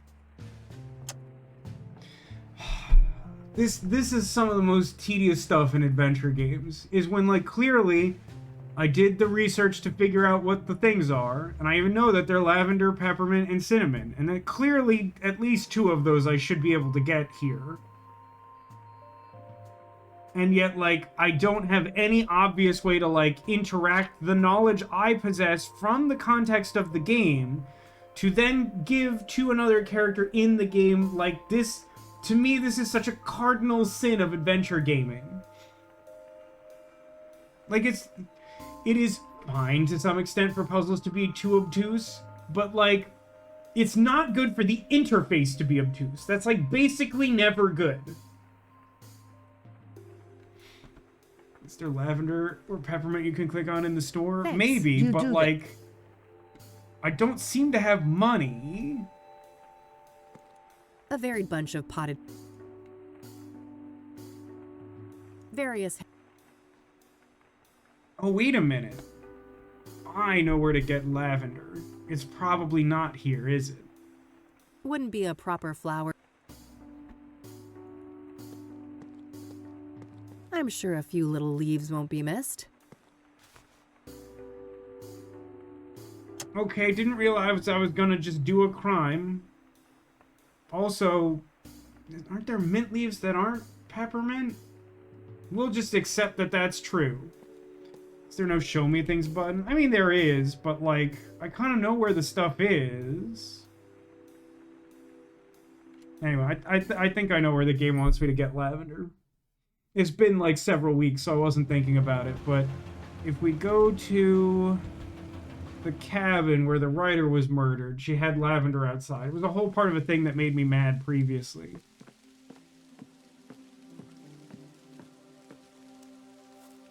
Oh yeah, that's right. Rockport Royals contain lavender. I'll take some and see what I can do with it. But Cinnamon was always the trickiest of the three. Who do I think I'll get Cinnamon I'm telling you, from? it's Kagami. Kagami! Now, yesterday's stream was Kagami. Now we're doing something else. And I'm pretty sure the randomizer never hit Kathy Rain or Eileen Mildred Summers.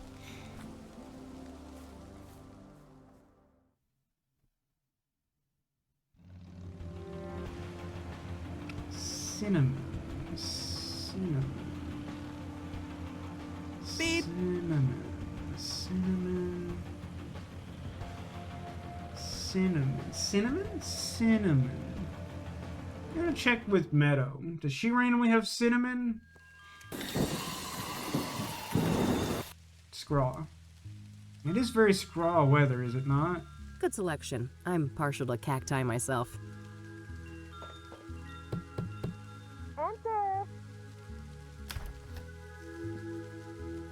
Welcome back, Pilgrim. Hey. Okay. Anyway, beep. Do you know who Tabitha Caldwell is? Nope, but I wish I did. Great name. Very witch. It does actually make sense you would like that name. Do you know Rockport Royal, the cigarette brand? Oh, sorry, I don't know much about poison.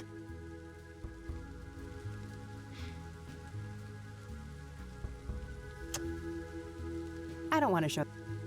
I don't want to. I don't want to. Okay. Bye now.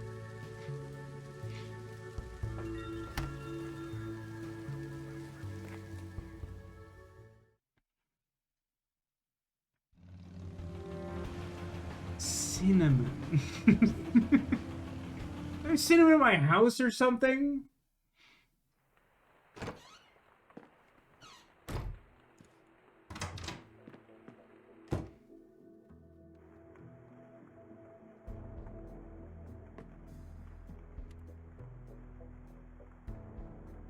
Oh, spice rack. This cinnamon might come in handy. I wonder if it'll let you do that before you look at the ad, because that would be like an insane thing. The game is just there, you're just like in your apartment, you're like, hey, you know what? Cinnamon would go hard today. Part of me wanted to see if you could take her incense, because it was honestly, that was like more or less the thought that took me to the hippie trailer. Just because, like, there's some weird, like, textual, like, visual similarity. I was like, I don't know, maybe there's cinnamon involved. I don't know. Not a bad idea. The flavor would fit Rockport Royal, but the ingredient is too damp. The smokes would get all soggy if I did it like this. No, brother, like, I don't love a puzzle like this in an adventure game that like expect you to have some sort of like practical real world knowledge of some like really specific niche thing that like a normal person probably doesn't know. Can I at least put like cinnamon in it? All right, let's see here. Really? That's actually... Okay, I've spiced up the tobacco, but I think it needs a couple more ingredients. I'm gonna be honest, I actually thought that was an insane thing to even try, and I'm shocked that that worked. Lavender not. Yeah, okay. Also too soggy. That one's fair because that was just outside. The mint leaves were inside, so that feels weird. So, like, do we need to, like, make a mortar and pestle? Like, what? No time to do.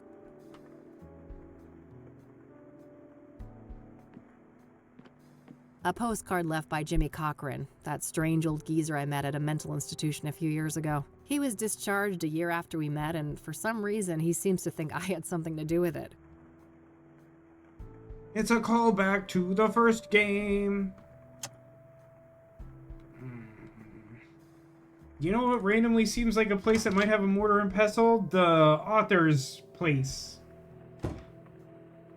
Expected her to say Jimmy Hoffa for some reason. What I thought she was going to say was... Grand Imperial Warlord Maximus Optimus, Keeper of the Seven Keys.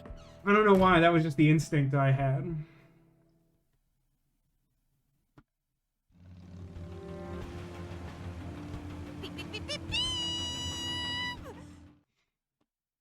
B. Saito Sajima, Congressman Sajima's son. It would be really funny if she got a postcard from Saito Sajima. No way. I almost got caught.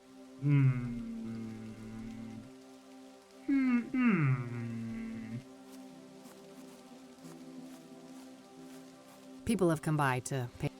Ooh, hey, can we talk? Listen, I've been a little hard on this game. I won't deny it. I definitely think there's some frustrating and occasionally strong choices in this game that I don't necessarily jive with the genre that we're playing with, but can we take a talk about these puddles? Look at Kathy reflecting these puddles dynamically. The graphics in these games are gorgeous. These are some really nice looking adventure games. That's just good detail. I just love to see it. It's not like a huge deal, but you just don't see that kind of thing in this type of graphical game. I think I'm gonna get... The Supersonic Scion, fighting DT Man. I wish that the fighting DT Man were here. Especially of the supersonic variety. So you know what's actually funny? So I think I mentioned yesterday that, like, on YouTube I got recommended, like, this really passionate, like, plea from someone being that, like, man, Nirvana Initiative is, like, the craziest, most, like, thoughtful video game of all time. And I'm not trying to dunk on them. They feel passionate about it. I disagree. There's a lot I think in that game is very frustrating and silly. Especially with the theming and stuff. But, like, there was, like, not that many comments. It's not, like, a huge YouTuber who made the video. But someone said something like... Because they made that video after Nirvana Initiative, before No Sleep for Kaname Date came out. And, like, someone posted a comment recently being like, I would be interested to hear your thoughts on, like, the very final ending scene from No Sleep for Kaname Date, the one that has all the DT Man stuff in it. And they're like, honestly, it seemed like this whole thing was an insult to the nil number that came at the end of Nirvana Initiative, and I thought it was very disrespectful. Which, like, honestly, that take is fine. To me, that's just definitely not how I feel about either of those things. So to me, that's a little funny. A fire pit for... You're really into a fandom. Yep, yeah. And again, I'm not trying to be, like, mean to either of these people. I just think it's funny because, to me, I have such a different take. But, like, honestly, I respect the passion of, like, both of those individuals. And honestly, if you did like the nil number ending of Nirvana Initiative that much, then, like, I get being upset about it. Like, I've been that nerd before for sure. But, like, one thing that I thought was really interesting and that I very strongly disagree with is, like, the person who made the video had the take that, like, Nirvana Initiative is so enthralled with the idea of, like, simulation theory, and this person was, like, really into that, and they were like, oh, like, what a cool idea that, like, you know, we live in a simulation, and that, like, the nil number scene sort of, like, blows your mind by being like, oh, our heroes didn't think it was a simulation, but look, here's hard evidence that it's a simulation. And then, you know, if you follow that ending to its, like, furthest conclusion, you, like, alter the events of the story by, like, using your knowledge from the future to, like, make the crimes, like, mainly not happen. And, like, I always thought it was weird that, like, in that ending, everyone feels really unsettled. Like, all of the characters are just like, everything turned out for the best, but it's wrong somehow. And, like, to me, I was always like, that's just weird. Like, why are you mad that people didn't get murdered to death? And then, like, Amame Doi, who works at Sunfish Pocket, wasn't put away for justifiable self-defense crimes. But, like, this person was like, it's so interesting that, like, it just feels wrong the whole time, and even the characters mention it. And it's just, like, it's such a different take than I have. Like, this person is absolutely the target audience for Nirvana Initiative. And in some weird way, it's heartening to me that that person exists. But at the same time, I could not disagree more. It's the whole, it's not usual and thus unnatural and thus bad thing I hate. Yeah, I'm not hugely on board with it either. Another, like, vaguely related tangent I'll indulge in, because I can't think of a place to get a mortar and pestle right now, is today on Reddit, completely apropos of nothing, I don't ever remember going to the Heavy Rain subreddit for any reason. I don't know why I would. But I got recommended a post from the Heavy Rain subreddit where someone was like, what is the likelihood that there would be a sequel to... Sorry, I think I said Heavy Rain. What I mean is Raincoat. They were like, what is the likelihood that Raincoat gets a sequel? And, like, the majority of the comments were, like, fairly likely. And, like, they were saying that, like, apparently... What's funny is someone specifically said, like, these games sold better than the Somnium Files games. I'm like, I am not sure that's the metric that determines success, even though that game has gotten 2 sequels. But, like, they were also just saying that, like, 100 Line Club apparently did really well, which I honestly didn't know. And, like, Spike Chunsoft seems to have a good working relationship with the creator of that and Danganronpa. And, so, like, a lot of people had this take that, like, it seems pretty likely, especially since they left it open-ended for, like, what a future Raincoat game would be. And, like, man, that was rough news to start the day, even though it's not specifically news.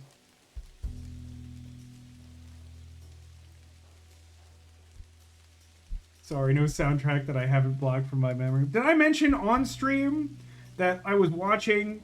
like a Wolfie VGC video on YouTube, and when he was doing like a summary of like the stats that he put on one of his Pokemon for some like big tournament, he like randomly put on like the main Raincoat theme as background music, and I like dissociated. I was like, what is happening? Why has this occurred? Real shame about him. He is an awesome Pokemon player and like an awesome YouTube content creator, and he recently posted this heartbreaking video about how he's like probably not gonna go to like live tournaments because like people are like not respecting his space and like doing sketchy stuff to him and like disrupting his like experience at live events. That really sucks. He seems like a really cool guy, and like no one deserves that, but like it seems extra crappy to do it to like some guy who just like seems really chill and is just trying to like enjoy Pokemon.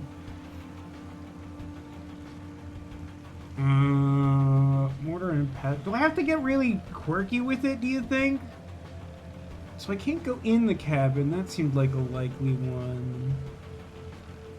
Hey, wait. Eileen cooks. Maybe we can ask her for it. Maybe that's the point of us talking about her, like, time chicken or whatever. Hey, yeah?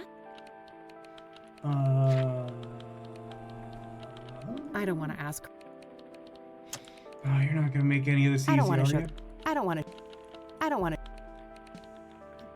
God bless America. How am I supposed to find Alright.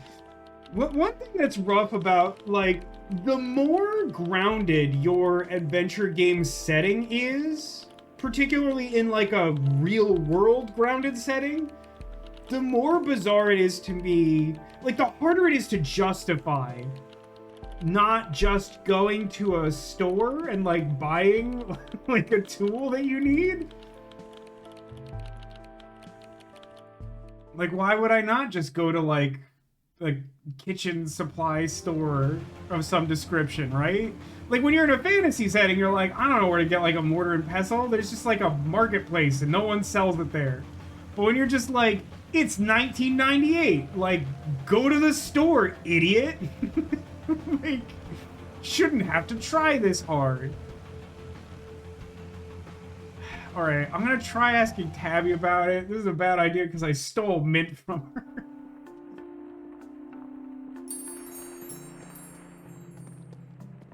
But I guess she said she does like roll her own tobacco or whatever.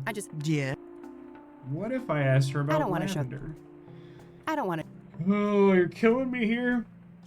How about you just go to the store? Hey, wait, here's a dumb idea. In the conversation? Thanks. You do that.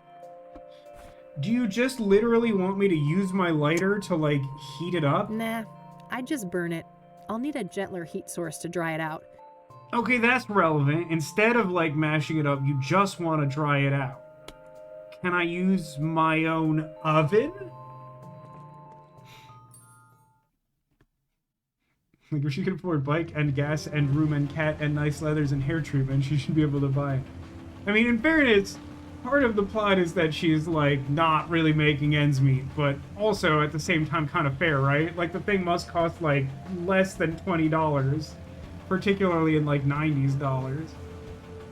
Is there Chekhov's hairdryer? You know, that's actually a reasonable question. Let's poke around our apartment. This feels like a good place to start, knowing that that is the thing that the game is looking for.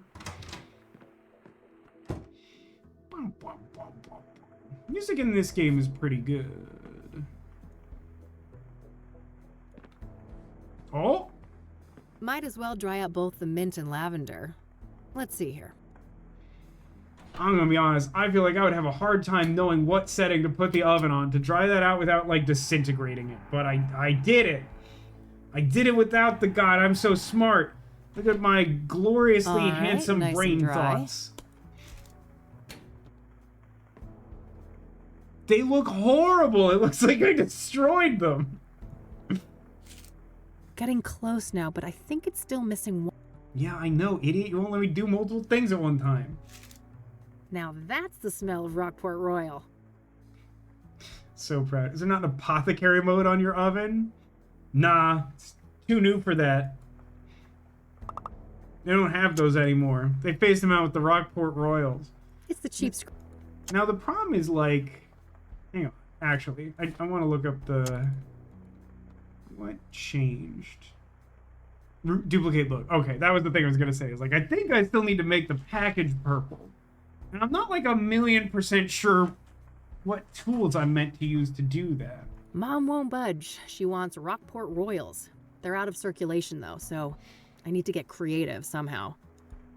What's that shard thing in your inventory? It is a shard of obsidian from what we presume is an actual scrying mirror that was at one of the crime scenes that we visited. And it had a fingerprint from the witch lady who has the herb store on it, which we really haven't done anything about yet. Going to all this trouble to give cigarettes to your evil mom. Yeah, but she like vaguely implied she knows something about a lady who got murdered to death, and we need that information. So we're going to do her this elaborate favor and hope that the information is useful and that she's not lying. Who sells crayons/crowns? It's a reasonable question. I don't know. Ooh, can I apply some makeup to the box? What? Listen, if you're not gonna go to the store and buy, like, some paint or something, don't get weird with me when I try to follow your creative prompt. That feels like your problem and not mine.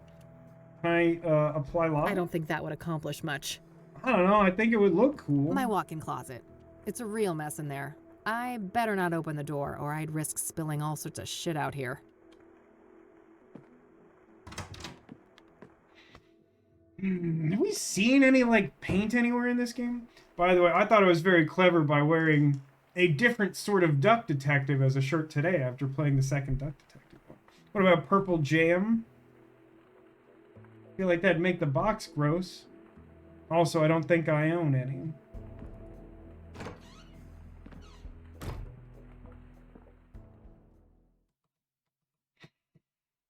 Guys, it's really nice to be here. Thanks for watching the stream.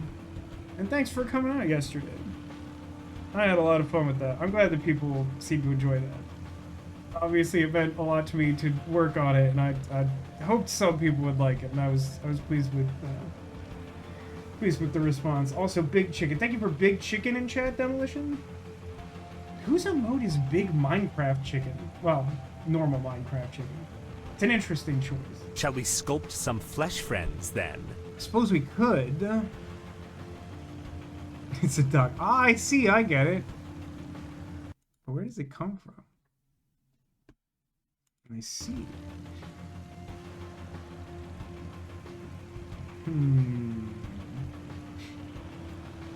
want to make it emote big, but I don't want to pay money to do that. Very relatable. I have a small supply of bits. Mostly left over from when I was watching Letters Ye play through the Zero Escape games. I got a bunch of bits so that when she beat the trilogy, I could give her nine bits. And then I think I had one other occasion to get bits, and I now have 877 bits left over, and I don't know why. Stuck up $50 a month on bits. You are a unique snowflake of generosity that the world needs. Demolition. I appreciate your service. Where's the paint at? Where's the paint at? I don't think we've like established any of the characters I can actually interact with are like artists of any relevant medium.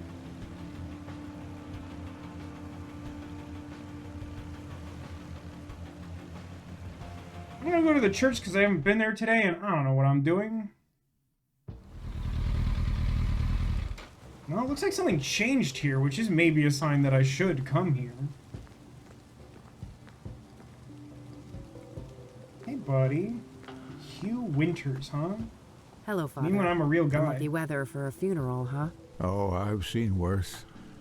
Is there something on your mind? Do you remember the day of the lava rain? Tough crowd. Yes, this priest about Rockport Royal. Do you know Rockport Royal, the cigarettes?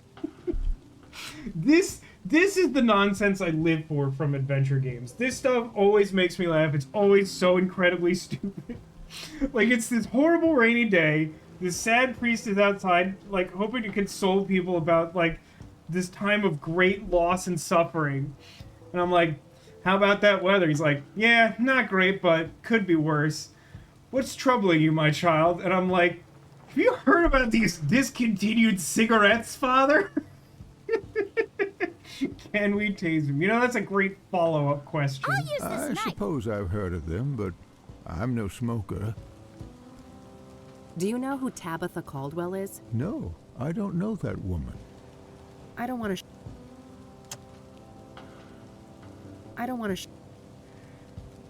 Can I actually ask him anything relevant about the environment that's changed? Probably just bystanders. I don't want to ask. Nope. Okay. All right. Goodbye. Some funeral attendees, it seems. Let's not get any crazy ideas. The priest is right here if I have questions. That must be the rectory building where the deacon was killed. Based on what the Reverend told me, there isn't anything left of the crime scene. What's that behind you? I'm already going to hell. Not a fan of mausoleums. Some bad shit went down last time I hung out in one of those. Seems like I'll have to do something here today, but I can't really imagine what right now, since it's not related to decorating this box of cigarettes. Vroom!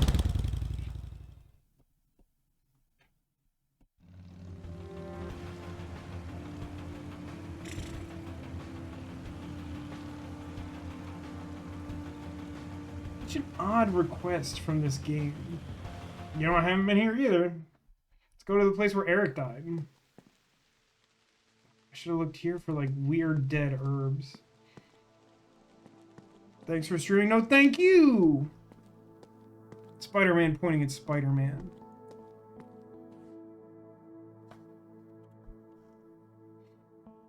Is this lady an artist or something? I don't remember that being true. Who is it? Hey, it's me again. The, the reporter, Eileen. Eileen. Stupid garbage. Yes? Hey, have you heard of Rockport Royal? Do you know Rockport Royal? The cigarette brand? I guess I've heard of it, but I don't smoke. Then what good are you? Next Halloween dress as finger guns Vasco? I mean, I could just dress as Vasco is inspired by a costume I own. Does the name Tabitha Caldwell mean anything to you? No, I haven't heard that name before. Yeah, I mean, I basically just have that costume.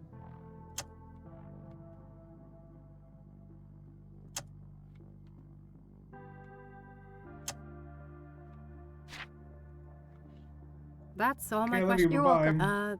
Yeah. Can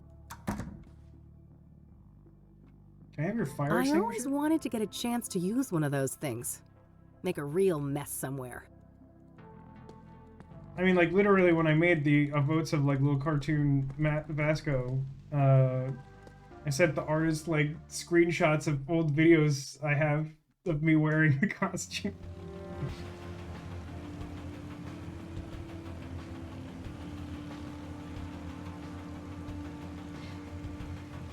I don't want to go to the library. I don't think the library has anything I need, but I don't know how to color this thing. This is rough. Like, it's debatable how much of a problem this is, but I tend to find this problematic. Like, I think really well implemented adventure games, you have a pretty clear idea of what your goal is at all times, even if you don't know the exact implementation. And usually that's where adventure games get hung up. But like, I mean, I guess you could argue that's the case here. But I mean, it's kind of like, let's take a look at the thing we just did, right? Like, we knew that we had to do something to the herbs we already had in our inventory in order to like apply them to the cigarettes. But like, the thing that seemed obvious to me is just like mash them up, I guess. And like, I went about like investigating environments as if that was my goal until I like got the game to say something like, I should use a different heat source to dry them out. I'm like, oh, that's not what I thought we were doing. I understood there was an impediment between like me and combining these items, and that's not what I thought it was. And like here, I have clearly in mind that I have to like recolor this package, but like I don't really have any idea how the game expects me to go about doing that. Like, not really any idea at all.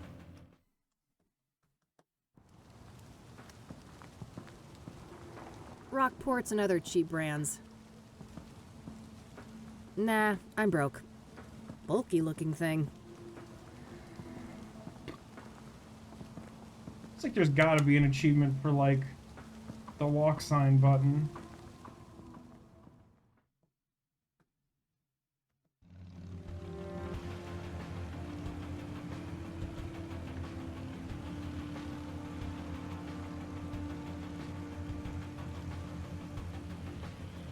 You can get an old cigarette box from your mom. It's not a bad idea, although the game hasn't really given me the sense that that's an option. Might as well try it since I have nothing else to go on. But I'm skeptical that's what they want me to do. Oh. Yeah? One more thing. I don't want to show... Can you buzz me? Sure. Thanks.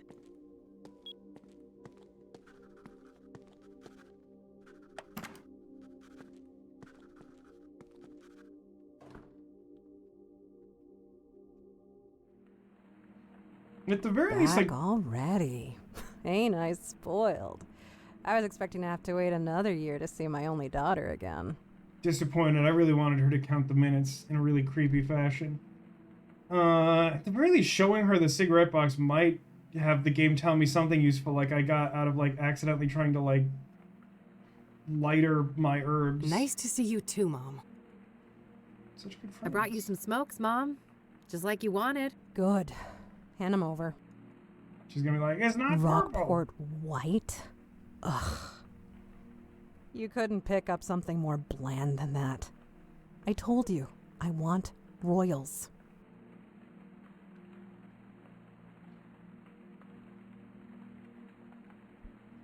It's been 6 minutes and 37 seconds since you last visited. Yeah, like, that's what I wanted. Like, I didn't think it was very likely, but that is the experience that I wanted. That seemed like it would be a really funny thing to do. I don't want to show that to her. Whoa, hey, video game. You okay? That was really weird. Go if you... Got really upset for a second there. Okay, hold on a second. Weird thought. I can't somehow apply, like, the color on this. Let's keep things more...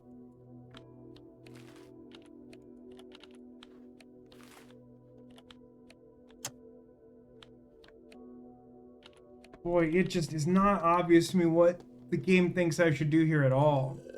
Which is frustrating just because the concept of what we're trying to accomplish is so straightforward and simple. But, like, in reality, I don't know, like, what way I would if I was tasked to do this in real life, which I can't imagine a scenario in which that would happen, but like, if I had to, I don't know how I would go about accomplishing that.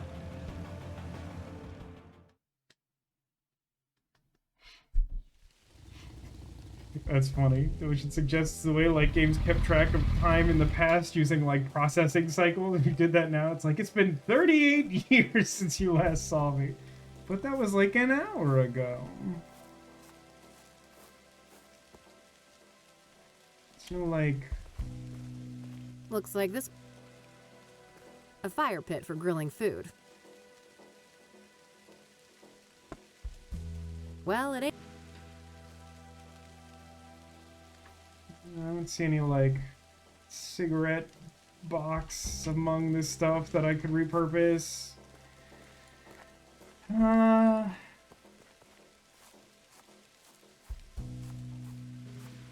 guess we're led to believe it's raining pretty heavily because there aren't any planes up there.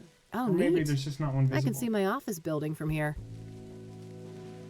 That one was like generally visible, but the birds are kind of on a cycle. Maybe the plane is too.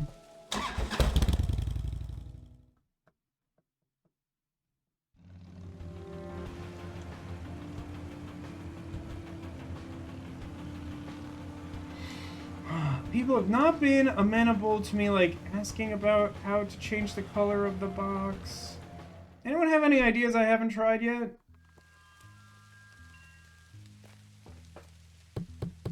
I mean, Meadow seems like the artsy type, but, like, also she clearly doesn't like cigarettes. Welcome. Hey.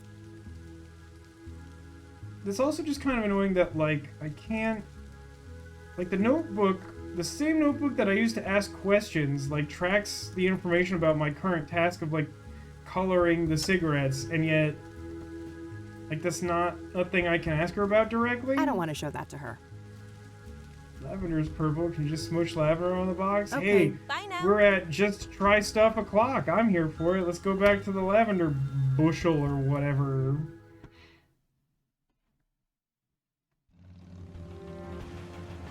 Vihira.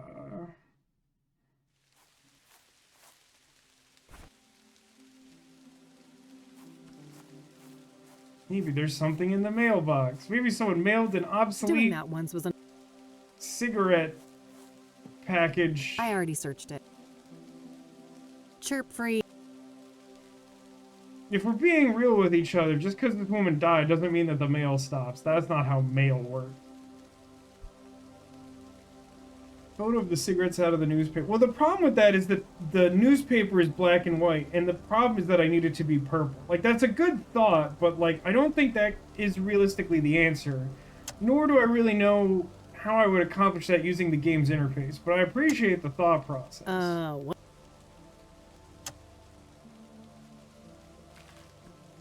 Well, let's bring it up again. Yeah, I mean, it's all black and white. I think the thing it wanted us to do is get the sense of the ingredients we were missing. And she had dialogue at in the first meeting, the mom did, telling us that the box is supposed to be purple. Which is mildly annoying just because I don't think you can get her to repeat that. Maybe you can. But I did get that. But like, what resource would I use that I haven't already considered that I like actually have access to? I am a bit stumped. Fuel for a heater or a fireplace.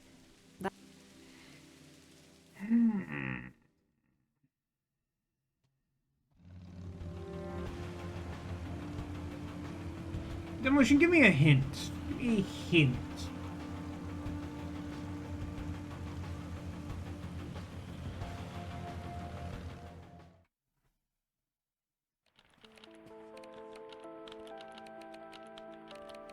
Is this guy a smoker and I forgot about it or something? I've avoided talking to him because he seems really hostile. Hey.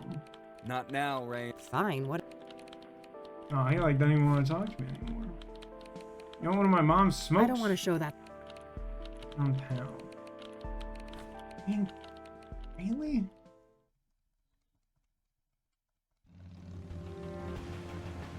Is there like dripping paint or something? Oh. No.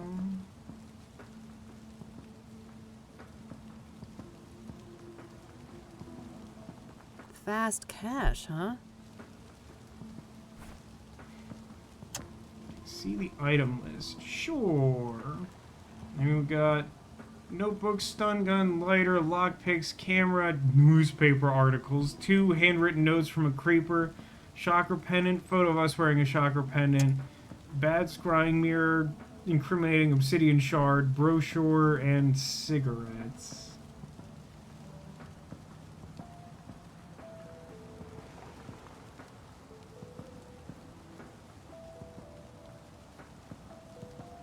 About the oven stuff. Oven stuff is incorporated into the cigarettes.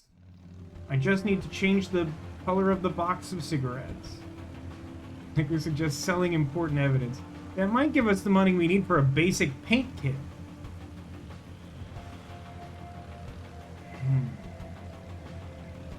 How many ingredients? I have all the ingredients. I put in cinnamon and lavender and mint. The only thing I need to do is color the box, which the game does suggest is a thing that I need to do. I just don't know how to do it or where to go or who to talk to.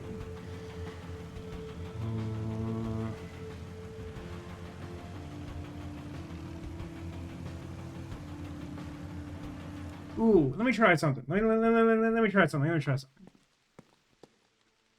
No reason to go up. Okay, I can't go to the roof, never mind. The office will have what I need. Okay. Very cryptic.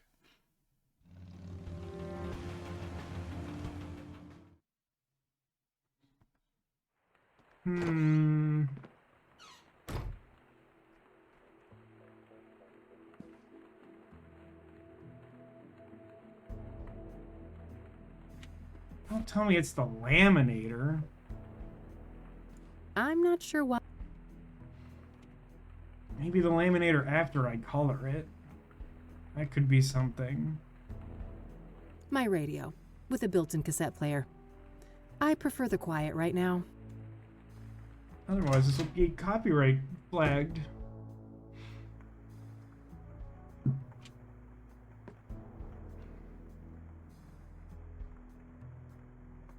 She didn't like the makeup suggestion earlier.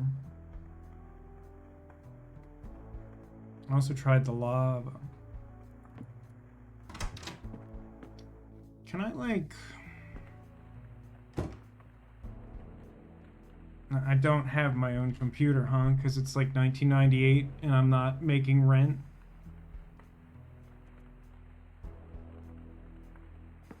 Empty. All this gumshoe has left to pawn is her dignity. Maybe the handbag is where she has her purple paint?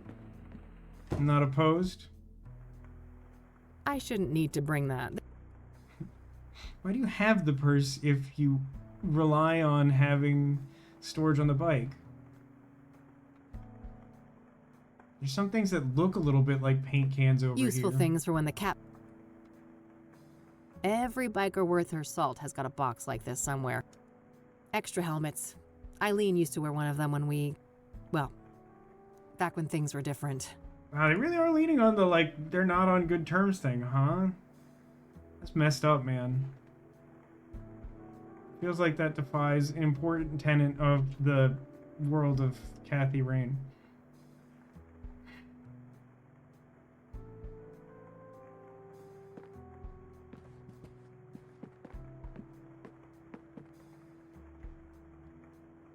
You good, video game? You're spazzing again. Pouring down, huh?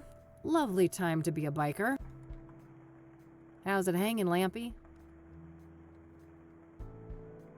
Nah. Sorry. Nah, I'll live with my current face. Is that why you need to sculpt flesh friends, then? Maybe the dirty Shall we dishwater's sculpt some purple? flesh friends, then? Gotta say, I'm not sure I expect that to, Just outdated casework. color the box without destroying it. There's something that, I can't unlock that. that sounds like quitter talk.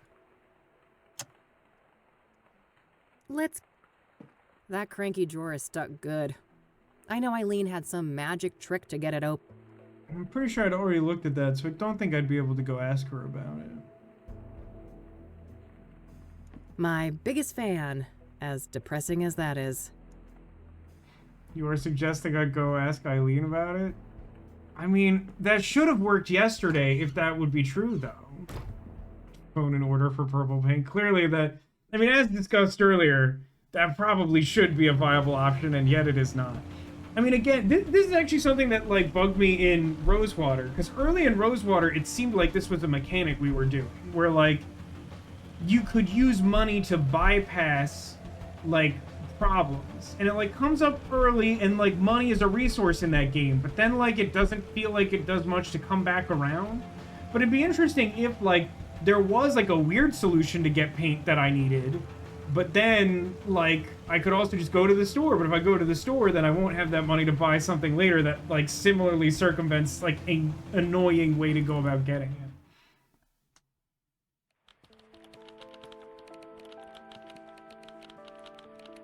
Hey, E. Yeah? I think I understand what it wants you to do now. I did have the thought that maybe I would have to call her, but it seemed stupid, and then I realized what stupid reason the game would have me do that when I failed to get a response from her. And I don't like the solution at all. Like, there are multiple problems with what we're about to discover, if I am correct. The first is, I don't know the contents of the stuck drawer, so in no way does it seem like this is the problem I need to solve now. Like, this is a thing that the game should be much clearer about. If I need to open a sealed, opaque container in order to advance the plot at all, like, when the game updates and says, like, now I just need to, like, update the look of this package. I think I had something in a drawer in my office. That would give me reason to, like, start looking in the right direction instead of literally having all of creation to play with. The other reason is, I mean, this, like, just watch how dumb this is. Okay, so let me call Eileen.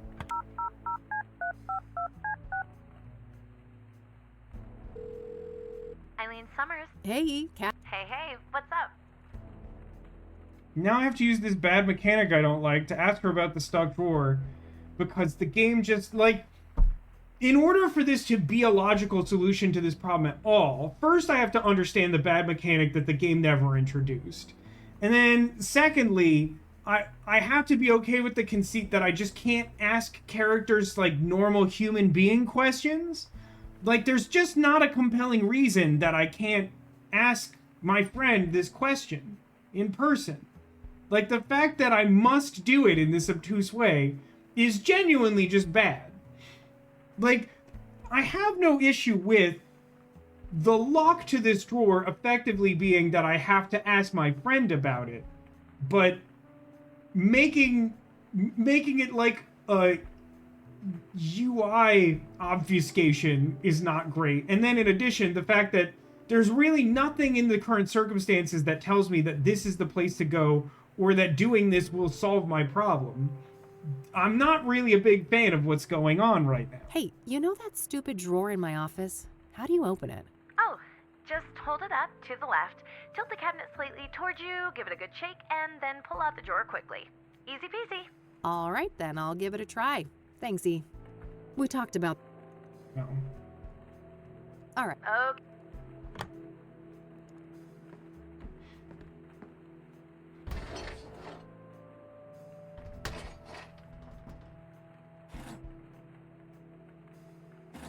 Why does Eileen Found know a pair this, of but you scissors don't? and a couple of markers in there.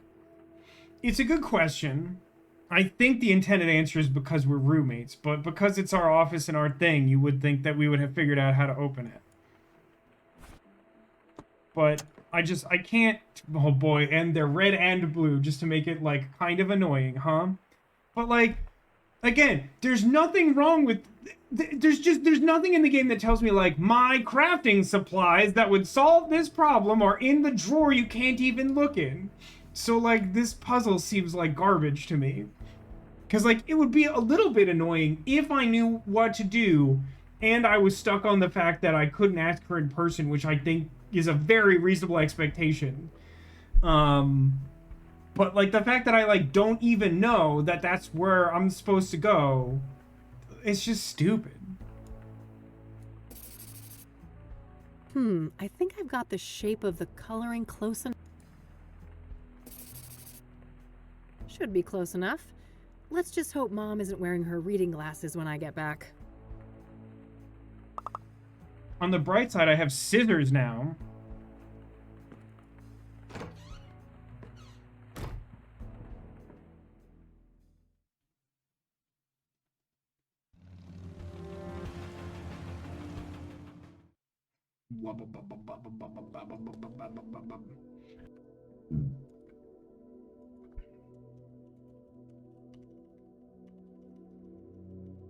That's how many exclamation marks I can fit.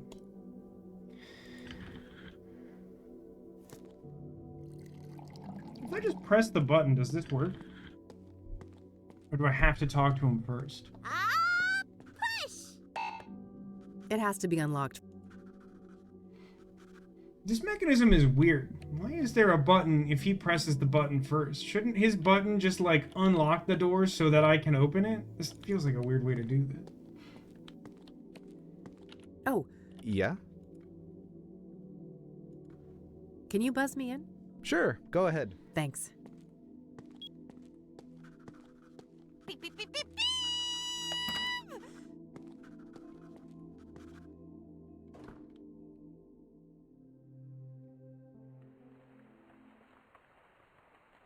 I brought you some smokes, Mom. Rubber Man, was Just it? like you wanted. No one's ever been named Rubber Man Demolition. Good. Hand him over.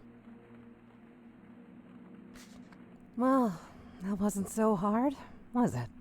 Well, it wouldn't have been if I just like kept my markers in a place where a human would know to find them. No. A real breeze. What's your obsession with her anyway? It's complicated. Just work stuff. I held up my end. Your turn. Well, Rose was a bully. Pure and simple. She got a kick out of the power she held over us.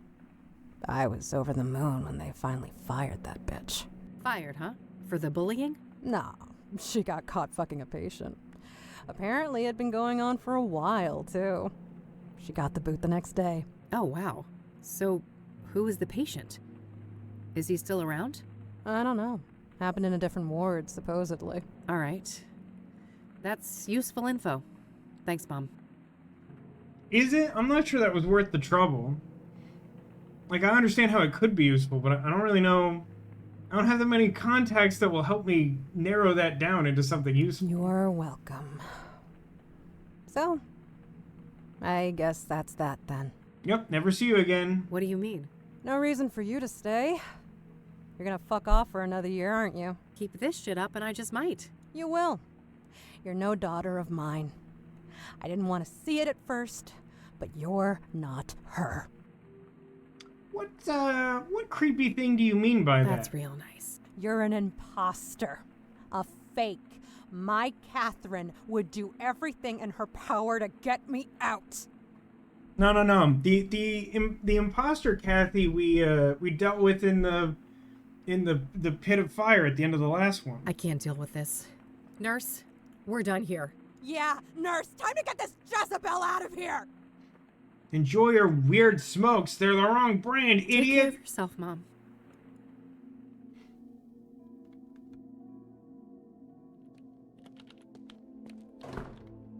Christ.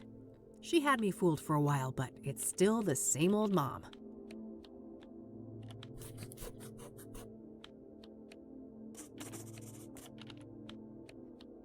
Placed cigarettes with Rose's lover. Just like a normal day. Oh, one more thing. Yeah? I mean, this guy's like basically the only person I feel like could answer this, so good luck to me. A little bird told me that Rose was fired for a relationship with a patient. Sound familiar? Dios mío, are you trying to put me out of a job? I can't talk about that. The guy isn't even a patient here anymore. Just let it go. He's not? Why? Discharged? Transferred? Dead? Oh, fuck my stupid mouth. No, I'm not saying anymore. Get out of here. This shit ain't appropriate.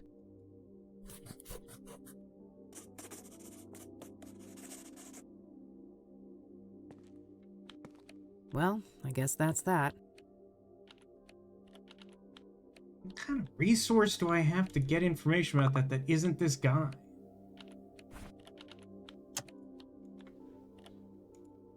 I should look for clues about the Soothsayer in this flower shop. Wow, that's... The fact that the owner left a print on the shard I found in Deborah's cabin is pretty damning. That's... The gears changed so fast and so hard. We're really grinding metal. We spent like all day trying to figure that out, and the first thing I had done was like go to the flower shop, and she's like, hold on, the most important thing in my life is the flower shop, and suddenly I've decided it's important to care about that fingerprint. Yeah, going from WTF drawer to like, I should specifically go to the store. And now granted, I did have to actively go into my notebook to trigger the I should like check out the flower shop, but I'm pretty sure I clicked on the cigarettes and it just said like, the color isn't right. Maybe I didn't. Actually, you know what?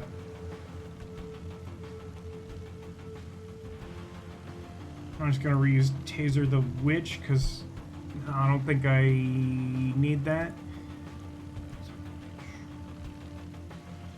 But, actually no. I already had the brand by my brand, so I can't really do that load. But Taser the Witch, like, wouldn't have helped me for that purpose, because I would have to replay, like, the entire day. I guess I just don't know whether that would have been the case. But I will try to keep it in mind that if I go to the, like, weird hidden tab in my book, maybe it will give me better information than the game does. But, like, again, I just don't know of, like, any value to the design of making that hard to get information. Particularly when, like, it's not really clear. Like, they literally, like, hid the item I would need. And, like, give me no indication it's in that hidden place. Like, it could truly be anywhere in the world. She doesn't even say specifically the way she wants to color the package. So, like, the fact that it's, like, in a locked drawer that I can't look at, like, it's just... It's frustrating that it won't even tell you specifically the thing it wants you to look for. So let's go to the witch. And apparently care about this now.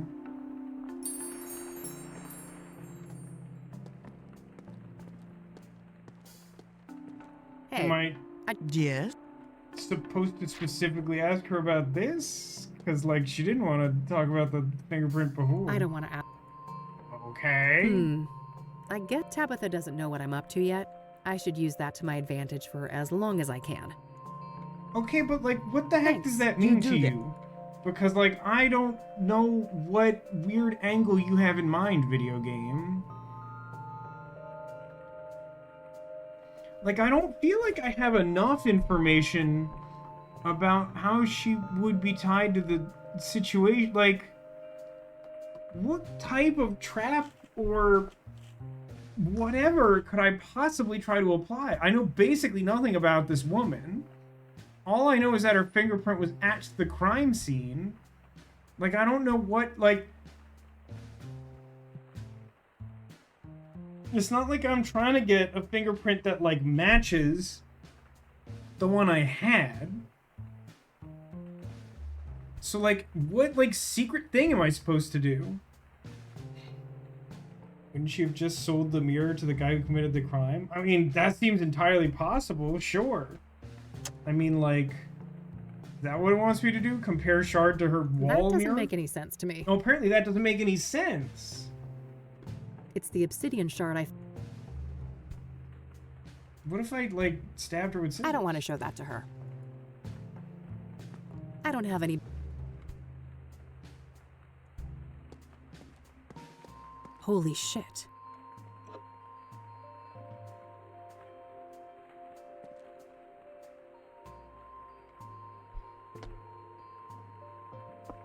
Okay, that's genuinely frustrating to me for the specific reason that there are multiple times that the game has demonstrated so far that if I ask about an item or if I ask about that same concept in person, I get the same result. But here, if I click on the item, I get a different result from asking her about it. And even so, like... isn't asking her about the mirror the same friggin' thing? Like, isn't it the same result? Like, isn't the point that I'm trying to figure out her connection to it? Like, this just feels unnecessarily pedantic.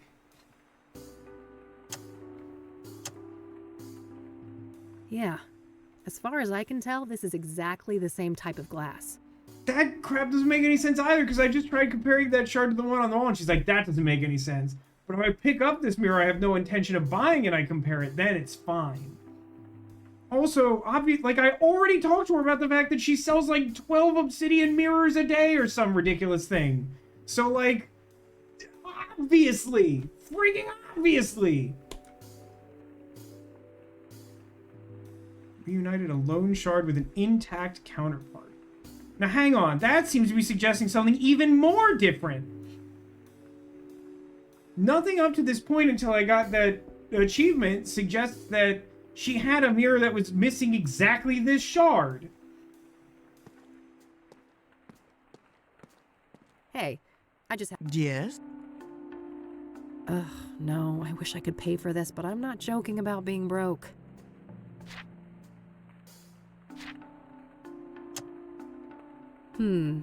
Tabitha doesn't know. My brother, you're killing me.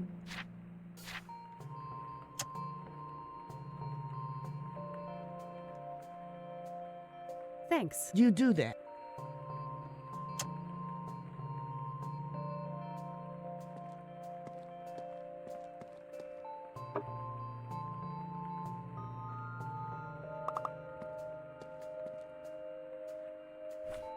Man, we really hate this lady, huh?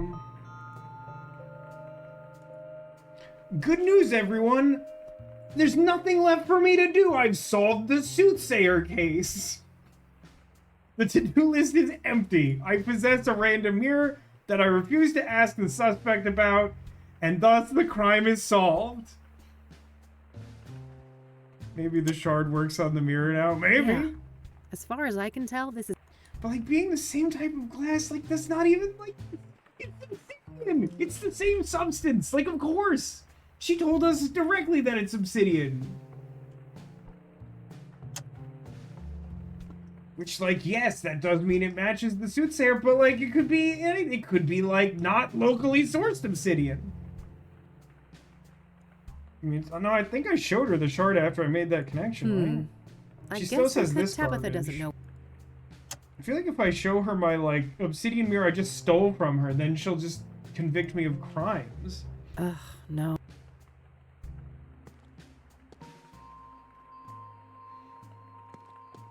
It's getting late. I better get back to the office and have something to eat before the club opens. I was the game literally just wanted me to steal that mirror? Like, I would...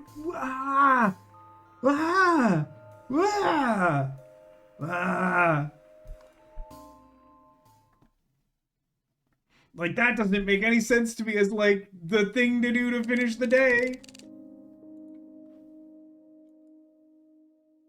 All right, I better head to the Club of Hearts. Hannah Verdu awaits. That's true, we do have that to do today.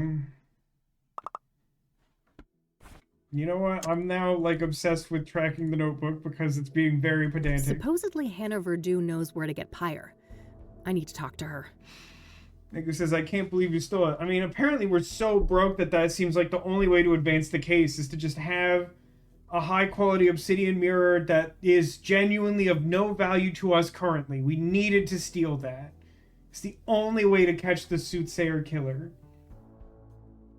And generally, just, like, the thought process of, like, we went there because we, like, know she has a connection to the crime scene and then, like, make no effort to figure out why she was there or exactly, like, what was going on. Like, just refusing to do the number one thing you would think. Like, I get wanting to, like, conserve the information, but, like, what leads do you have, girl? We spent all day buying dead cigarettes for our mom. We got nothing going on.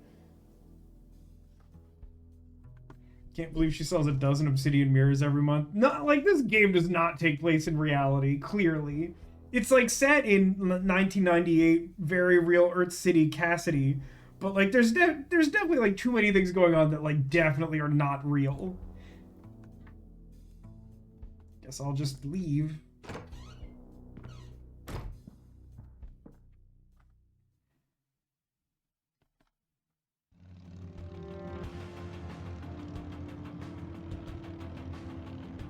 can visit Meadow at night? That's really curious. I wonder what that leads to. Membership card, please. Never mind, I think I know. Oh, shoot. I must have forgotten that. No card, no entry. I'm going to have to ask you to leave, ma'am. Weird that no one mentioned that a membership was required after we asked, like, literally every human being on Earth about this club. You'd think one of them would mention it. Isn't he the receptionist? No, I don't think so. I think he, like, looks a little like him, though.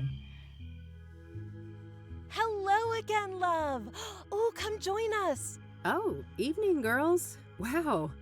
Isn't this quite the crowd? Hey, Kathy. Meta was just doing my reading. Darn. Oh my god, I love Eileen so much. This gal right here, her chakras are off the charts. Even though we're doing a chakra reading, and that's not exactly my jam. Huh. I'm well aware of those chakras of hers. Can Wait, I talk are to we you still guys for a talking sec? about her spiritual alignment? Or are we talking about Yavos? Yunaharu Enda. He's a comedian. I do believe that the receptionist doubles as a stand-up comedian in Japan, and he wears a Minecraft mask. Sure, it's not like we're offended by your biker smell or anything. That's a very specific thing to say that makes me think that you're offended by my biker smell or anything. That's good, I guess.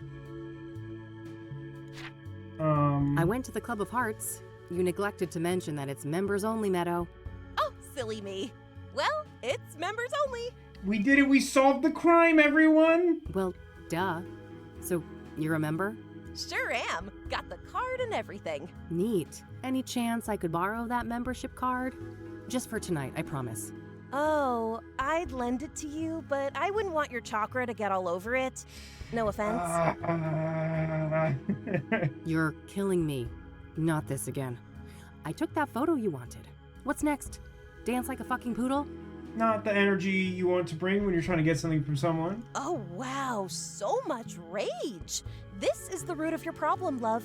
She is right, you know. You need to learn how to handle your anger, Kathy. Please fix me, Eileen. I'm very normal, I promise. Oh, geez, not you too. Well, fine. What can I do to fix my chakras again? There isn't enough green in your life. I need you to bathe in green and immortalize it in a photo. I don't know how to take that. Bathe in green? I guess I'll go and try to figure out what the hell that means. That's the spirit.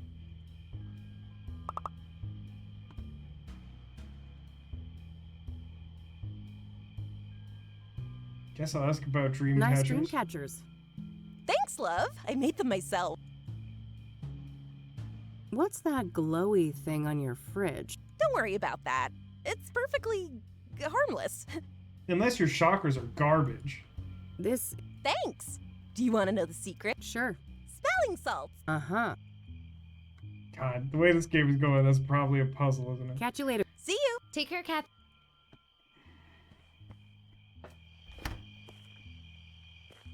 I have a suspicion because I can only go to like 4 places that I should stand in some disgusting neon green light or something.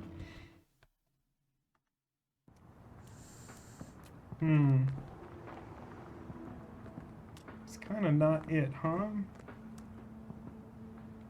Here's some gross pink. There's like green up here, but I can't really get that influence on me. Hey. Back again, huh? What's your take on the Soothsayer? That creepy motherfucker got the whole town on edge, don't he? He really do. It really do be like that, my guy. Funny how City Hall didn't give a damn until one of those celebrity types got killed. Embarrassing look for the city, huh? I suppose it was just a matter of time until Cassidy got our own Ted Bundy. Place like this, with no hope, breeding ground for psychos. For some reason I read that as breeding ground for nachos, and that sounds like more fun. Ooh, great point. If we become angry enough to Hulk out, the problem solves itself, eh? I don't need to ask him about that. I don't need to. Are you familiar with the King of... You ain't serious, right? Do you remember who you talking to? Oh, forget it then. Are you familiar with the Azure Sky Motel? Nah, haven't heard of the place. You sell a lot of gold to the owner of this place? On occasion. Sometimes my clientele prefer to pay with wares of, questionable origin. You rubbed the mint you bought all over yourself? Nah, because I put it in those cigarettes I gave to my in-game mom, and I'm pretty sure I can't go back to the witch's store. You checked your handbag for green paint. What I should do is break into my safe that was allegedly empty a few hours ago, because I'm sure it's filled with green paint now. That's it. Later, Lionel. Until next time, hot stuff. Oh, wait a minute. This is green light, huh?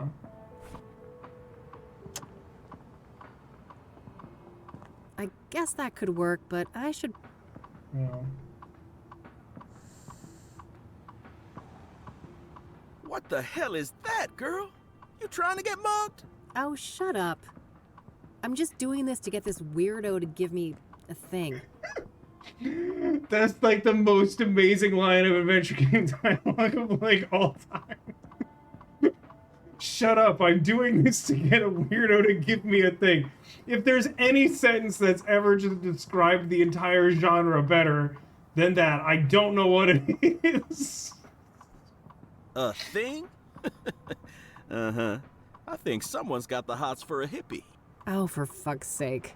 No, I'm more concerned with her friend's chakras. It's all good, girlfriend. You're hardly the first to humiliate yourself for some Class A poontang. Jesus Christ. Oh, I think my boy JC will stay clear of this one. I doubt he'd like the thing very much.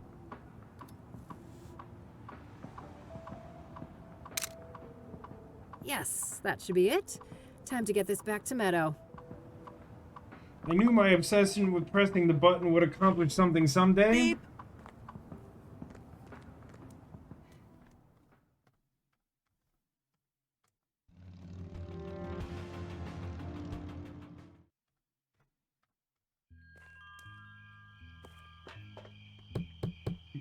I wonder what upsetting thing I'm gonna have to do with this pile of photos I'm gonna end up with by the end of the game.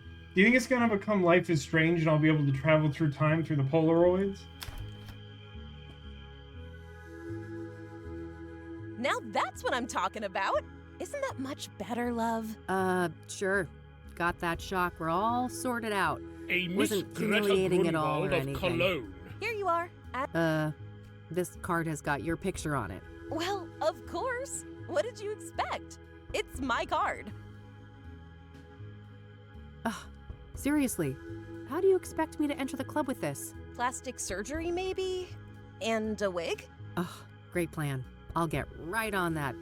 Maybe start by sticking my head in the oven to melt my face off. Now, I'm sure you'll figure something out.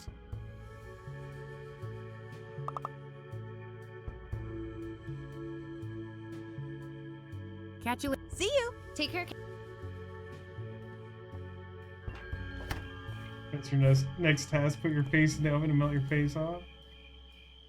I need to get access to the Club of Hearts, but I don't think the card Meadow gave me will work as is. I look nothing like her picture. Well, unfortunately, I apparently used up my entire blue marker earlier. Used like the whole marker to mark that box up.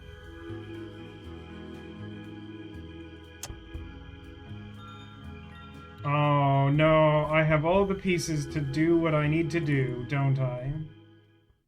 Remember like 5 seconds ago when I was like, what do I do with all these idiot photos of myself? Yeah, laminator with photo and scissors. Yep, that's what we're doing. Good thing scissors were also in that stupid crafting drawer. Do you think it matters which photo we cut up?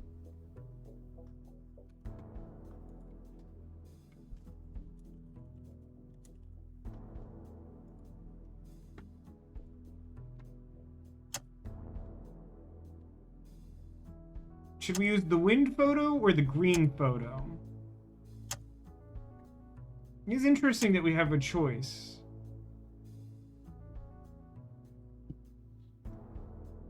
How annoyed do you think the hippie Meadow is going to be when we return her card with an extra layer of lamination on it?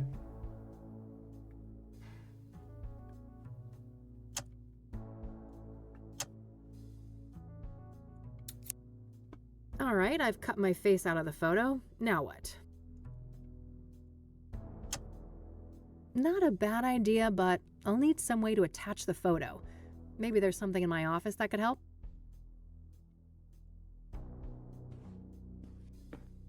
Seems like I should put the photo on it before I try to laminate it, but you do you, game. Alright, the card is placed in the laminator. I can now use the machine to attach something to it. Man, video games really do be annoying sometimes.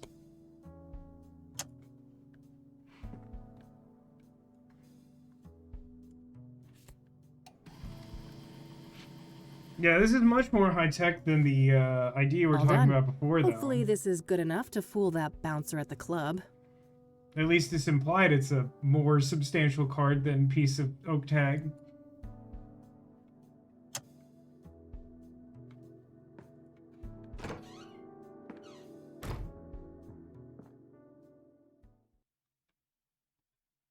Wouldn't it be easier to get your own ID card? Probably not, because they won't let me in without one.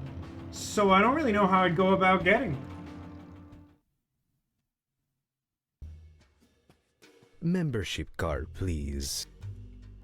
Here you go. Thank you. Enjoy the Club of Hearts. I shan't. Bamboozled your way into a poetry club. And I'll leave you with these parting words. Oh god, it's the guy from the library. Let the trauma begin. What is in a name? Only words spoken, written, yet a soul defined. I believe another way you could say that is rose by any other name smells just as stupid. Thank you. Huh. Who knew librarians had leisure time? No time for drinks.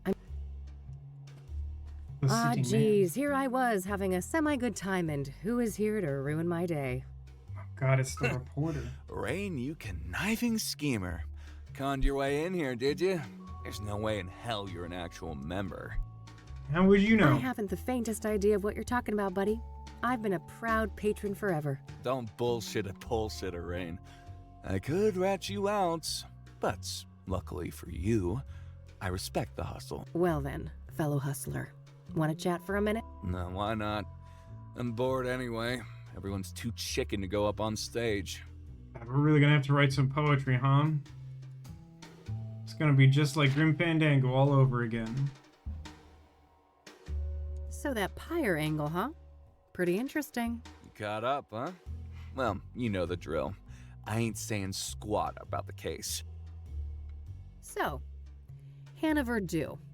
Got any juicy gossip to share? Well, you know, dude looks like a lady.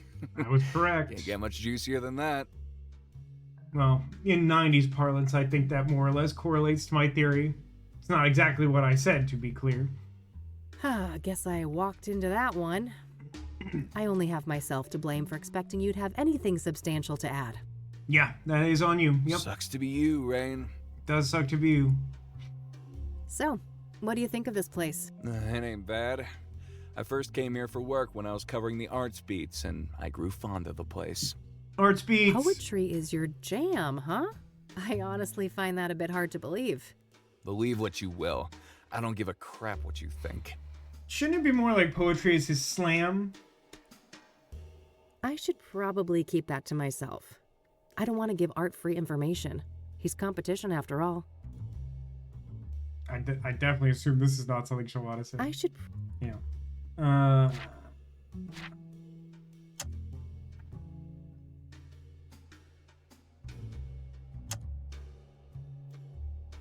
I don't want to show that.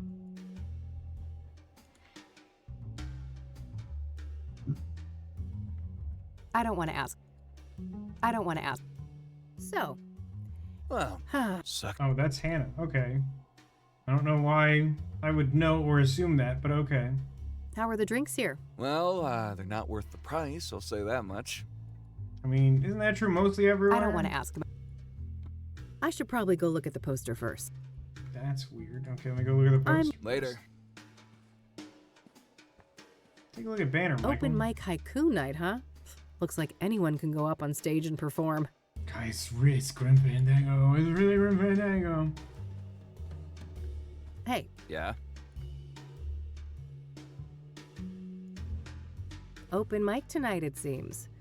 How does one write a haiku anyway? I see that I'm meant to have, like, beyond human abilities to comprehend certain problem-solving procedures, but I haven't been through middle school to have heard of a haiku. Well, lass, Mr. Hopkins is about to teach you a little something about poetry. 3 stanzas, 5 syllables, then 7, then 5 again. Rain is a dummy, whereas art is a shrewd man. Universe aligned. 5, 7, 5. Alright, let's see. Receding hairline, arrogance personified. It's Art Hopkins, folks. 575. Yeah, you got it. You should definitely go up on stage tonight. I could use some schadenfreude. What did you call me? I don't even think Kathy Rain is German. I'm gonna... Later. Probably just leads to a storage room or kitchen. Why even have the door be interactable? Hannah? All right, move along. Madame Verdue doesn't want to be disturbed. Oh, but I just need a quick word. Yeah, you and everybody else. Unless she asks for you, it ain't gonna happen. Feel me? So, it doesn't seem extremely unusual to me that Hannah seems relatively high profile, at least in the community. So, like, it seems reasonable for her to have a bodyguard. I don't feel like he's doing a very good job, considering I could easily have, like, attacked her or something without him having a chance to intervene the way he's standing. Like, this does not seem like the best way to keep her safe. Alright, fine, relax. Guess I'll have to try and attract attention somehow. Okay, but the problem is, like, how does the game expect me to go about constructing this haiku? Do I just go up there and use the options, or... I don't know what. I'm hoping that if I can deliver a great poem, Hannah will notice me. Notice me, senpai.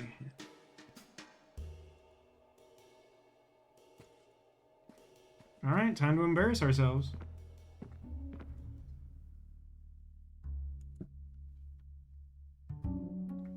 Boy, this seems like this is gonna be real annoying. I don't really know. Maybe if I had paid obscenely close attention, I would have some sense of what would appeal to Hannah Verdue in a poem.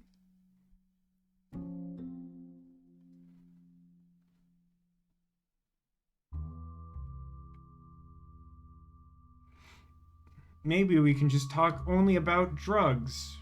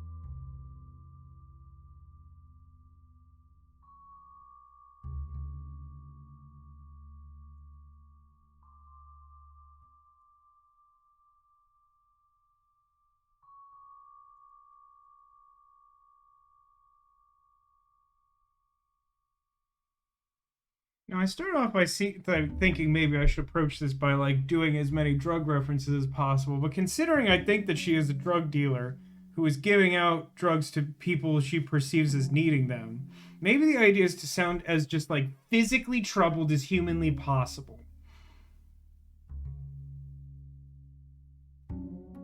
So, like, throbbing pains. Scream loud seems like it might be good. Or like cut deep. Struggling through pain.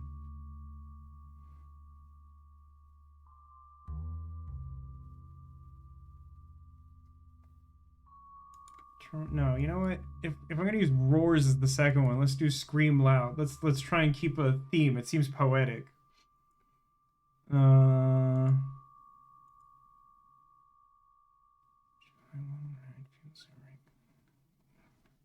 Something anguish takes its toll. Maybe that seems plausible. Is there a better one here? No, I think I like that.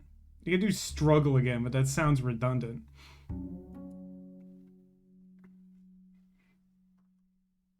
Do I have to... If I hit back, will she say it?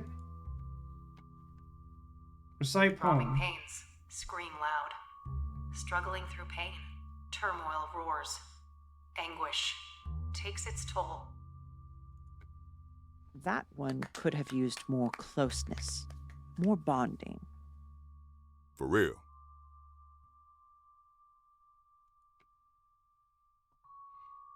Used more closeness and bonding. That's weird input. It's weird that I can just do this indefinitely without at least the presumption that someone would want me to stop reciting haiku. But I did unlock an achievement for, like, dedicating a poem to struggle or something like that.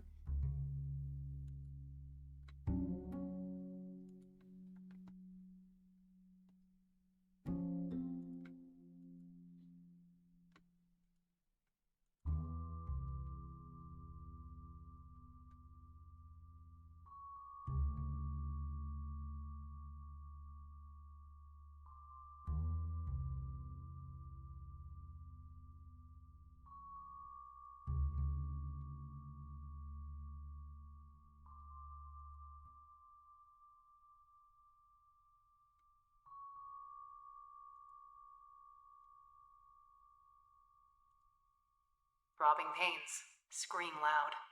Struggling through pain, turmoil roars. Bonding, such a high. Oh, just lovely. It had it all. Indeed. Felt that one. Who is she? That feels like an objectively Get her worse up here. and more confusing poem, but For sure, apparently boss. that's all they wanted. Yeah, right? Like, that does not feel like that was it at all. Like, if anything, I feel like I genuinely felt pretty good about that first pass. Like, it took me a minute to sort of settle on, like, what my angle was, but then I was like, no, okay, like, I understand she's a drug dealer. I know she's supposed to be giving drugs for free, so that makes me think she's probably, like, targeting people in need in this, like, artistic community. So if I just go up there and make it sound like life is struggle, then she'll single me out. But then she's like, it just needs bonding. So I literally put the word bonding in it, and she's like, that's a masterpiece. Like, okay, that doesn't make any sense to me, but sure. Yes? Madame Riddle would like to speak to you. Have a seat. I will say I got 2 achievements, one for making a poem to struggling and one for making the poem to rule them all or something. All right, great, thanks. I mean, technically I changed the whole last line, but like really all I did was add bonding and then like some random words, and she's like, masterpiece. Hello, darling. Why, aren't you a doll? I might be a doll, but don't you get any ideas about playing with me? Yuck. Oh, what a breath of fresh air.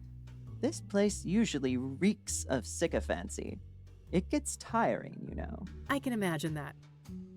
Anyway, I just wanted to say that your performance was nothing short of divine. The way you Well read done. 17 words of relatively arbitrary subject matter, other than a word I specifically asked you to put in there, was magnificent. Thanks. I've never written a poem before, so there's that. Incredible. And you went up on stage just like that. Well, I needed to get your attention. I've been told you have information I need. Boy, I do have a little bit of trouble pinning down exactly how coy I'm expected to think Kathy Rain is when she's doing these investigations. Because, like, there's times where she's like, even though the situation seems to call for it, I really don't think that I should give up any information at all right now, even if I might get more information in return. And then, like, sometimes I talk to this person, I'm like, yeah, I just applied some subterfuge so that you would tell me information. It's the cow we've been raising in our apartment with a lampshade on its head. That's so. A woman on a mission, are you? By which I mean I'm eager to learn more. Screamed the quiet part loud. So, what's your deal, Hannah? You come from a wealthy family, right? Oh, how dull. I've enjoyed our little foray so far, and this is my leisure time. Let's not turn this into a boring interview. Pyre. Someone told me that you might be able to get that? Ah, a fellow connoisseur. Sorry to disappoint, but I haven't been able to procure pyre. Not for a lack of trying. Damn. Well, if somebody like you can't get it, it's gotta be impossible. I never claimed to have superpowers, darling. But from what I have gathered, a curious nameless duo is behind pyre. A man and a woman. But what if it's a man who is a woman or something? I mean, this must tie back to our random note, right? Interesting. What can you tell me about them? Very little. The man is supposedly tall, bold, and an intimidating figure.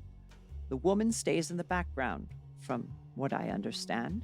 Wait, both a man and a woman? I know, no one's ever conceived of this. It's 1998, that's never happened before. There are rumors circulating about their unusual behavior, too. Oh God, are they roommates? Apparently, they are quite picky with their clientele, conducting some sort of interviews to separate the wheat from the chaff.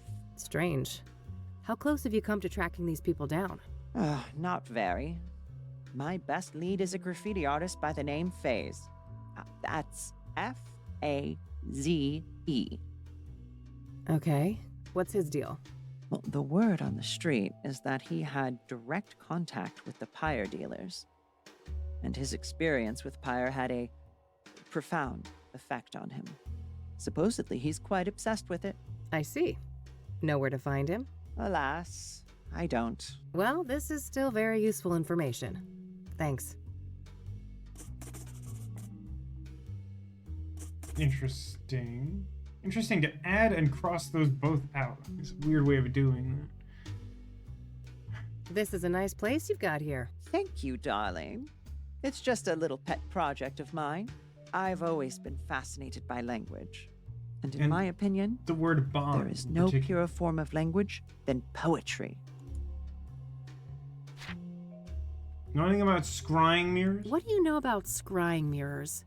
Nothing much. I was acutely ignorant of them until the Soothsayer brought them into the limelight. Now that you mention it. What do you know about the Soothsayer? I don't know much about the murders, but as a person with an ear to the ground culturally, I've noticed a shift. Yeah? In what way? People are more nervous, distrustful, on edge. The subject matter expressed on stage has been darker, too. I thought no one was going up on stage, and that's how I was able to tell two poems. Yeah, I can see that. Serial killers tend to put a damper on things. Do you know Deborah Sinclair? Of course. Lovely woman. She will be missed. You knew her personally, I take it? A little, but I wouldn't call us more than acquaintances. She was fascinated by my journey to become a woman, though. He even considered writing a book about the subject. Oh, interesting. Could that have been what her next novel was about? I doubt it. Last I heard, it was some story about a mental institution. Oh. But I don't know the details. Is it possible that she was investigating what's-her-face? The orderly who got kicked out of the hospital, and that's how she got targeted by the killer? And she started getting close or something? Rose Taylor? What do you know about Rose Taylor, the first Soothsayer victim? Nothing revelatory, I'm afraid. Just what we've all read in the papers.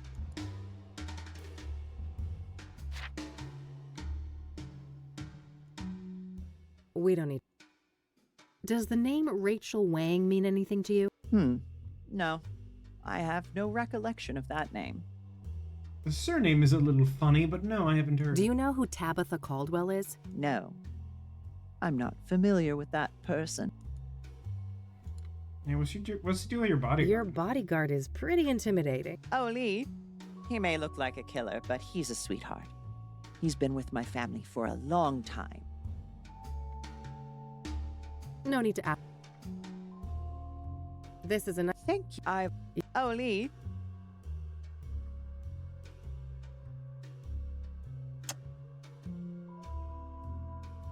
Here's a photo of me with green shock. I don't want. Okay. Taste? Yeah, right. It'd be funny though, right? Yeah, right. Suicidal much?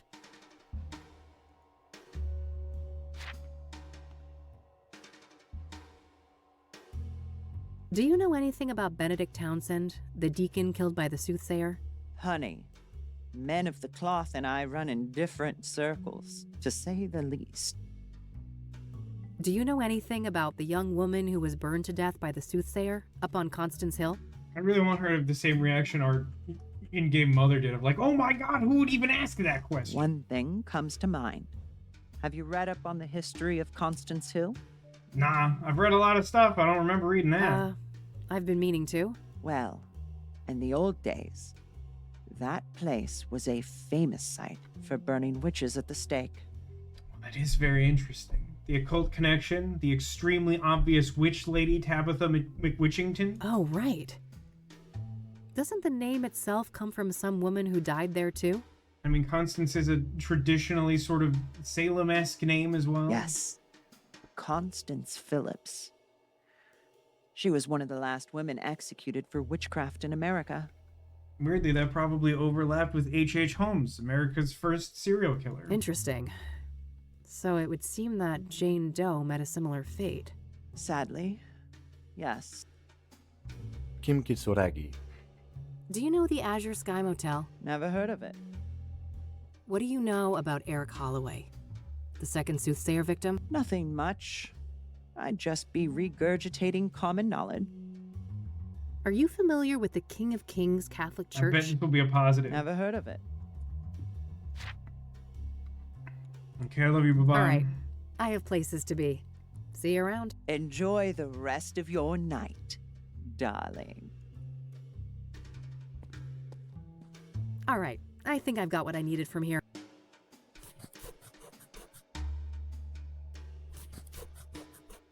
We'll never come back here, I guess. Time to head back, but I'll stop by Lucas's place on my way home. Okay.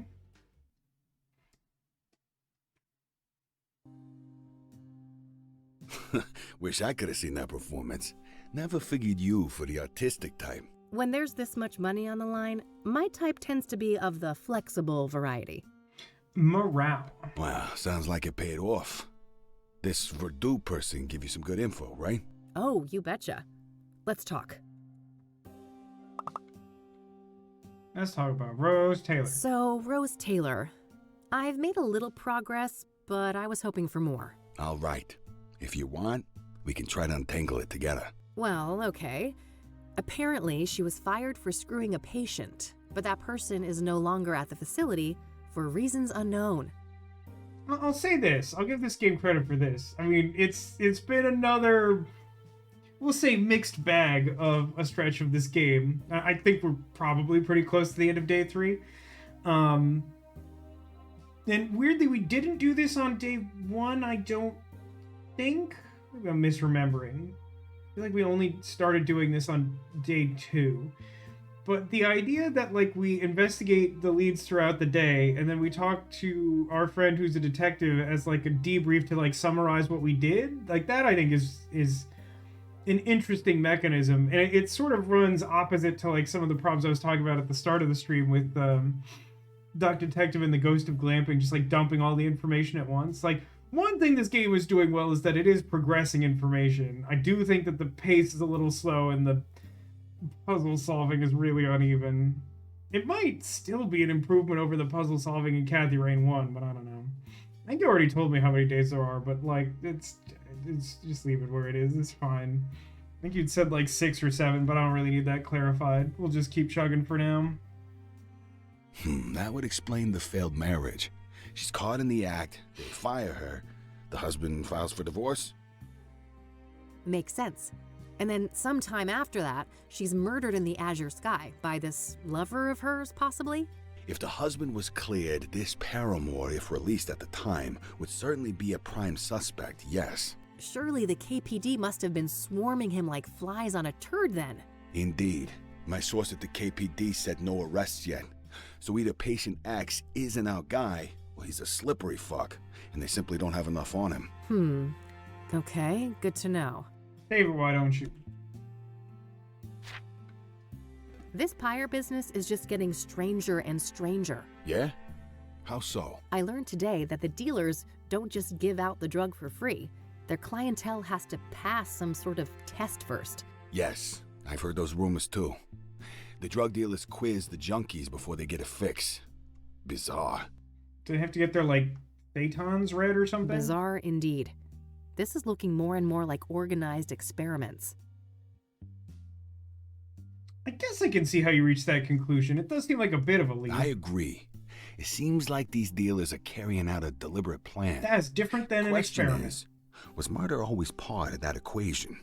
Yeah, that's the million-dollar question. Have you been able to learn anything about the people behind Pyre? Nada. They're a fickle bunch. You? I did hear that it's supposed to be a man and a woman working together. Scandalous, I know. For 1998, such things were unheard of. I've heard that the woman may even occasionally show ankle. Small progress, I suppose. Does the name Phase mean anything to you? It does, actually. Do you have his real name? Nope. I just found out that he existed an hour ago. Then I'm one step ahead of you on that one. Quid pro quo? Maybe. Let's keep talking and we'll see. Do you happen to know a lady by the name of Caldwell? No. Should I? If you're interested in solving the Soothsayer case, yeah. Bold words. Care for a trade?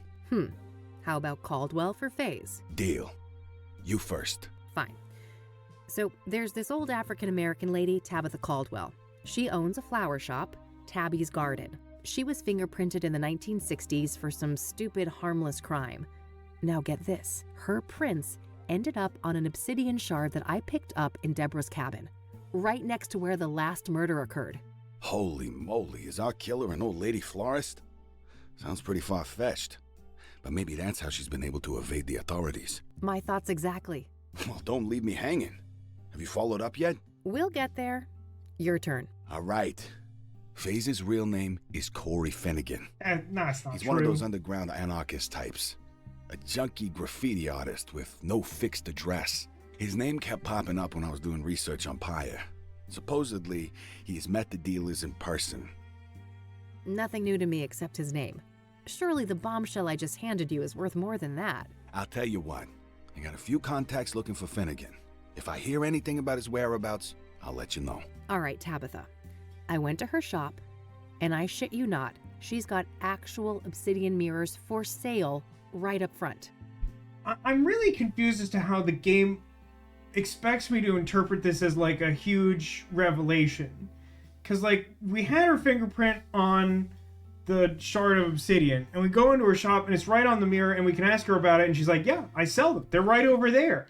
And then like later in the day, I like look at it with the shard in my inventory and she's like, oh my God, can you believe it? She sells obsidian mirrors. I'm like, yeah, I can believe that. Because when I started talking to her, she said that she sells 12 a month and I nearly had an aneurysm. Whoa.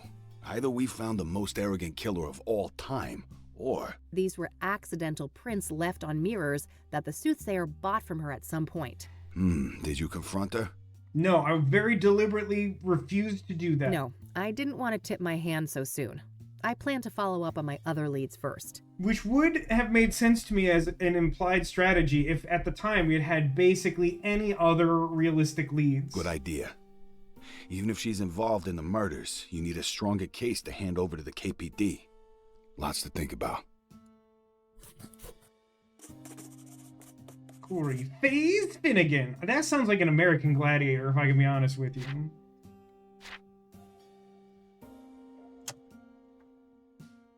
I don't want to ask him. I don't want to. Still carrying that butte, huh? Yep. I go nowhere without Judy. Still holding that old 6-shooter? Sure thing. Betty here will serve me until the end of my days. I don't want. Ah, I see that you're putting my parting gift to good use. You bet. I love this thing, Lucas. I'm glad. I don't want. Apparently some mystery person dropped this in my mailbox. Interesting. Someone must be trying to give you advice. New shy friend? Either that or I'm being messed with. I don't like it. What's that? Some, gay pride thing? Not quite, Lucas. It's a chakra pendant. Okay, this might sound ignorant. Did we actually, like, call, like, events like gay pride things in 98? That feels like that might be early to me, but I don't really remember. Ah, never thought you'd be into tantra stuff. Really? But Back hey, to the 80s? Whatever floats your boat. It's a little surprising to me. We talked about. I don't want to. Someone keep. Bizarre. I can't make much sense of this. Let's have a different response to the notes, but nothing really worth mentioning. Okay. I'm good. Understood. Here. I'll be up for a while longer if you come up with more things to discuss. 1970 in Chicago? Great. That's crazy. But I mean, even if the term was around, it might not have been in, like, popular cultural use, you know? I mean, if it's really been around that long, by the 90s, seems likely, but, like, you know what I mean? Even if, like, the term existed, like, in, like, gay communities, it may not have been something that, like, a random old guy detective is gonna say casually. All right, that's all I had for today. Same time tomorrow? Sure, but I might be a bit late. There's this place I'm scoping out. Is it a telescope store? But you know, for a non-team, we're not doing so bad, are we? Huh. I guess not. Goodbye, Lucas. I would say that his odds of making it to the meeting tomorrow are about 50-50 in this exact moment. I am very convinced that this man will die before the end of the game.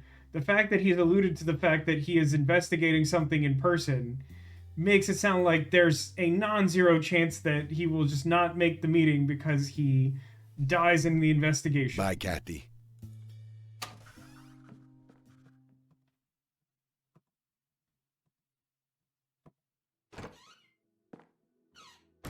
Hey, you little menace. Miss me? No, I did not. You better. I mean, meow.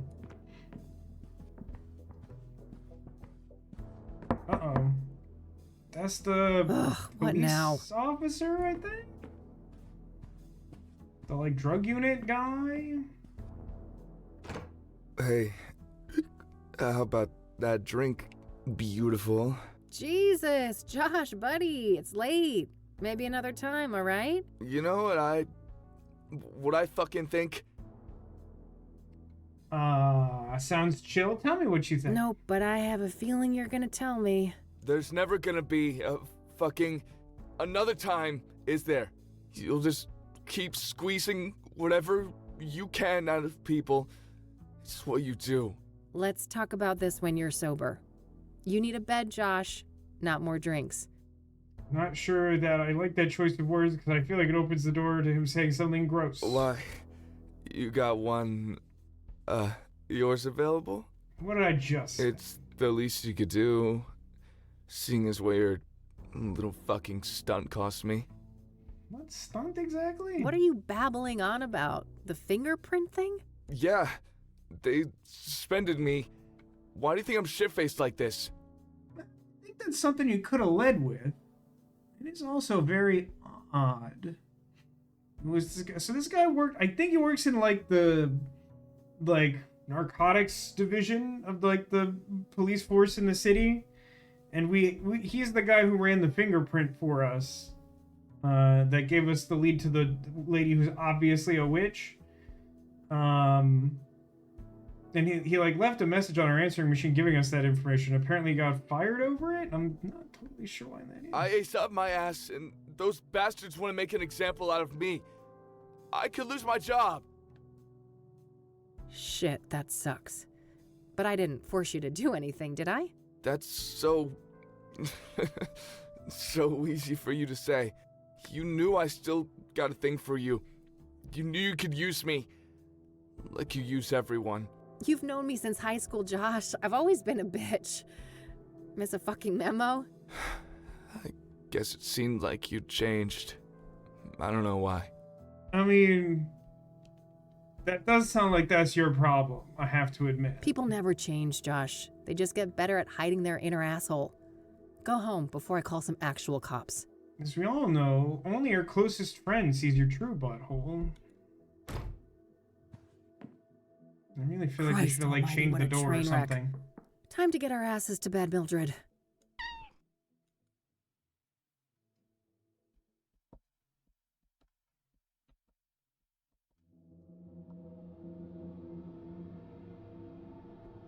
Time for a nightmare.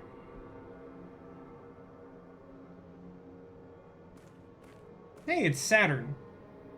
Is that one Uranus? Saturn and Venus. They're impossibly large. This can't be right. I really want to use the binocular, but is there like a different thing that I should do before I do that? That's probably like a witch's cauldron. How about the binocular? That doesn't seem to matter right now. It seemed like I could do something cool. The City of Gleam.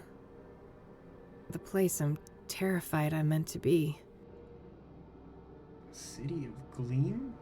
Not the city of Townsville? Okay, but does the crane work? You know, valid consideration.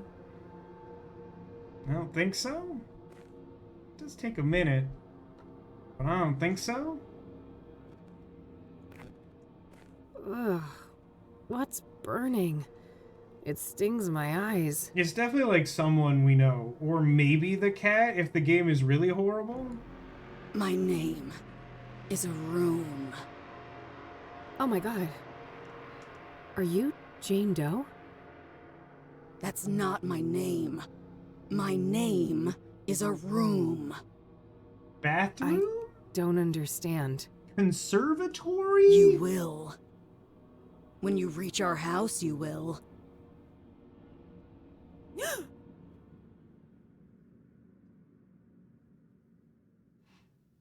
The utility closet? There's a lot of rooms and blueprints. Is one of them the answer? Study. That's all right, a good one. Time to track down Corey Finnegan. Bibble doop. Read it out. I gotta talk to Corey Finnegan and learn what he knows. Hannah Verdew said that he's had direct contact with the pyre dealers. Lana Lavatory. No. That's Clark Kent's love interest from Smallville. I know that one. I used to watch that show.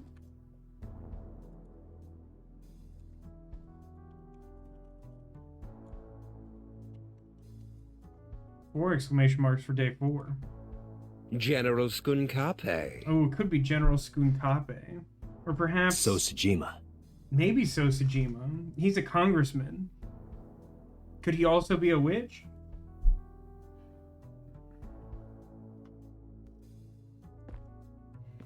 I suppose I can just click out of it because it's one of those games. Well, like I said not too long ago, a bit of a mixed bag this time. I feel like overall, I still think day 3 might be our most successful day of the game, which is a little troubling because it wasn't amazing. But really, most of the problem with day 3 is just the weird hang up on like hiding those really essential inventory items in a place where it's not obvious you could find them, and also locking that thing. Like, if it was simply that, like, I just hadn't thoroughly checked the apartment, that might be one thing. But the fact that, like, I had tried to open it and, like, the means to open it are so very precise and, like, unnecessarily irritating. And, like, there's really no indication that that drawer contains specifically the combination of items I need in order to move forward. And, like, it doesn't seem like any amount of interacting with anything in the world would tell you that that locked drawer you can't look into has the only thing that will advance the game. Like, that's just kind of rough. Squint copy is where you keep your prized chimps, right? Yeah.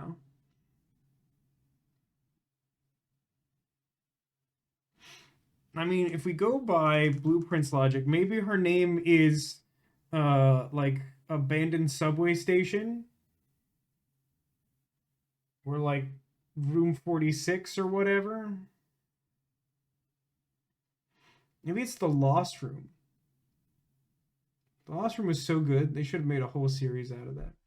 Oh man, we've been streaming for so long, I stopped thinking about the fact that I have these amazing little guys. And then some of them were in the background, and I remembered. They're so good. Her name is Solarium. So true. Mudroom Mary. I mean, for some reason, I'm really tickled by the fact, the notion that, like, it's literally just one room name.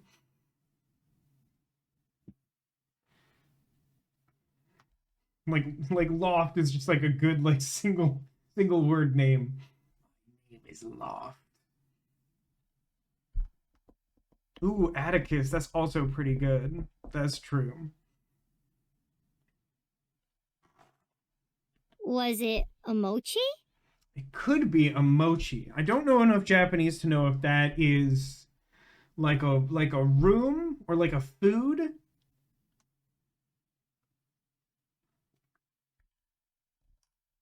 I don't know. I'm definitely a little on the fence.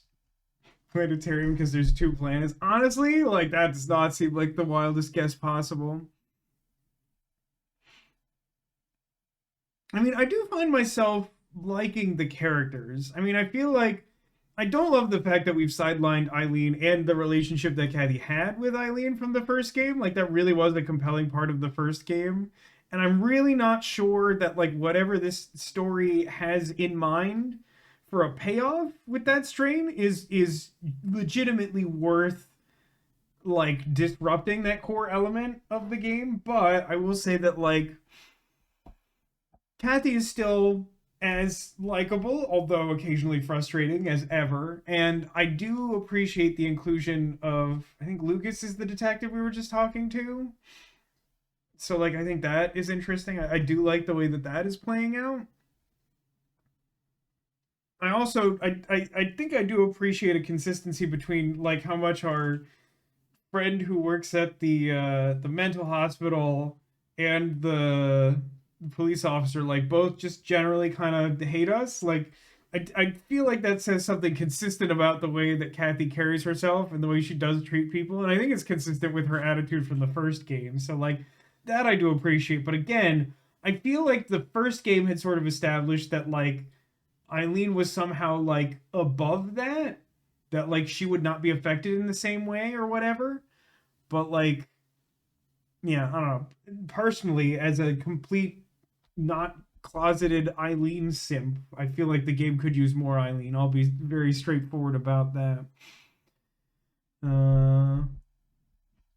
It says, I've had to read the same dialogue from this one Pokemon trainer telling me I love salad for hours now. Well, I do believe earlier in the stream you said you were like a normal salad-eating human being or something like that. So maybe they're just trying to relate to you. Maybe they just want to be friends, and they caught that, and they were like, I also enjoy salad, even if it is sometimes of the candy salad variety. Starting to feel some level of shame. I mean, I've never been much of a salad person. I'm more of a cybernetically enhanced space marine with no memory of his past. I have said that for years. I do think that's a really concise way to describe my life experience. Yeah. I think you can understand why I felt the need to, like, add this command to the stream deck and Leonardo the stream da itself. Vinci. But yeah, I mean, the unstoppable uber rat, Empress of Slaughter. It's such a hassle to get that one. I don't know. I'm very much committed to trying to finish this game. I did like the first one. It had plenty of problems, but, like, I liked the first one. And I do feel like Day 3 started evening things out a little bit. I am not super convinced that we're gonna get like a satisfying conclusion that ties everything up and doesn't make me mad. But at the same time, the way the clues are unfolding and developing and the way that the investigation is going that feels fairly realistic does lead, you know, some sense of credibility to an earned outcome, I guess. Only have to beat this battle restaurant 96 more times for that shiny charm. Well, I hope the 96 battles pass quickly. But I think we have reached the end of our stream.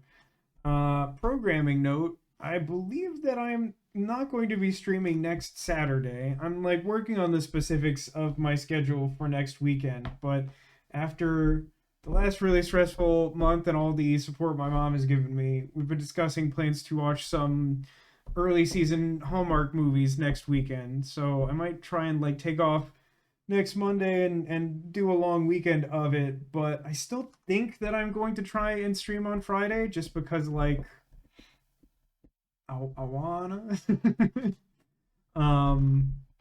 If those plans change in any meaningful way, I will tell you on the Discord, and I will try to put up a reminder about that sometime before it comes to pass. An idea about Thanksgiving weekend? Honestly, I haven't really taken much time to look specifically at it. So Thanksgiving this week has got to, or this year has got to be, is it the 27th? Probably. I mean, generally speaking, I don't stream that weekend because I'm usually at the family home for that weekend, but hopefully next weekend provides an opportunity to discuss that in more detail. Next week is Pittsburgh for the book tour. That's exciting. I do hope that goes well, and that travel doesn't create any novel problems, of which there have been so many in the recent history of Earth. Why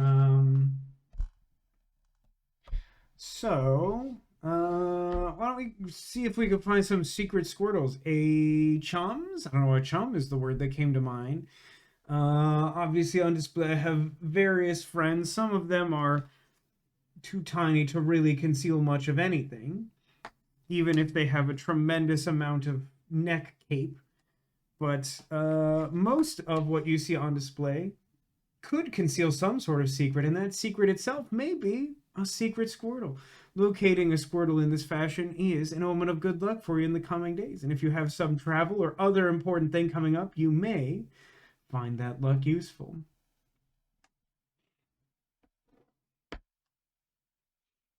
Got Eevee, we got Minnie.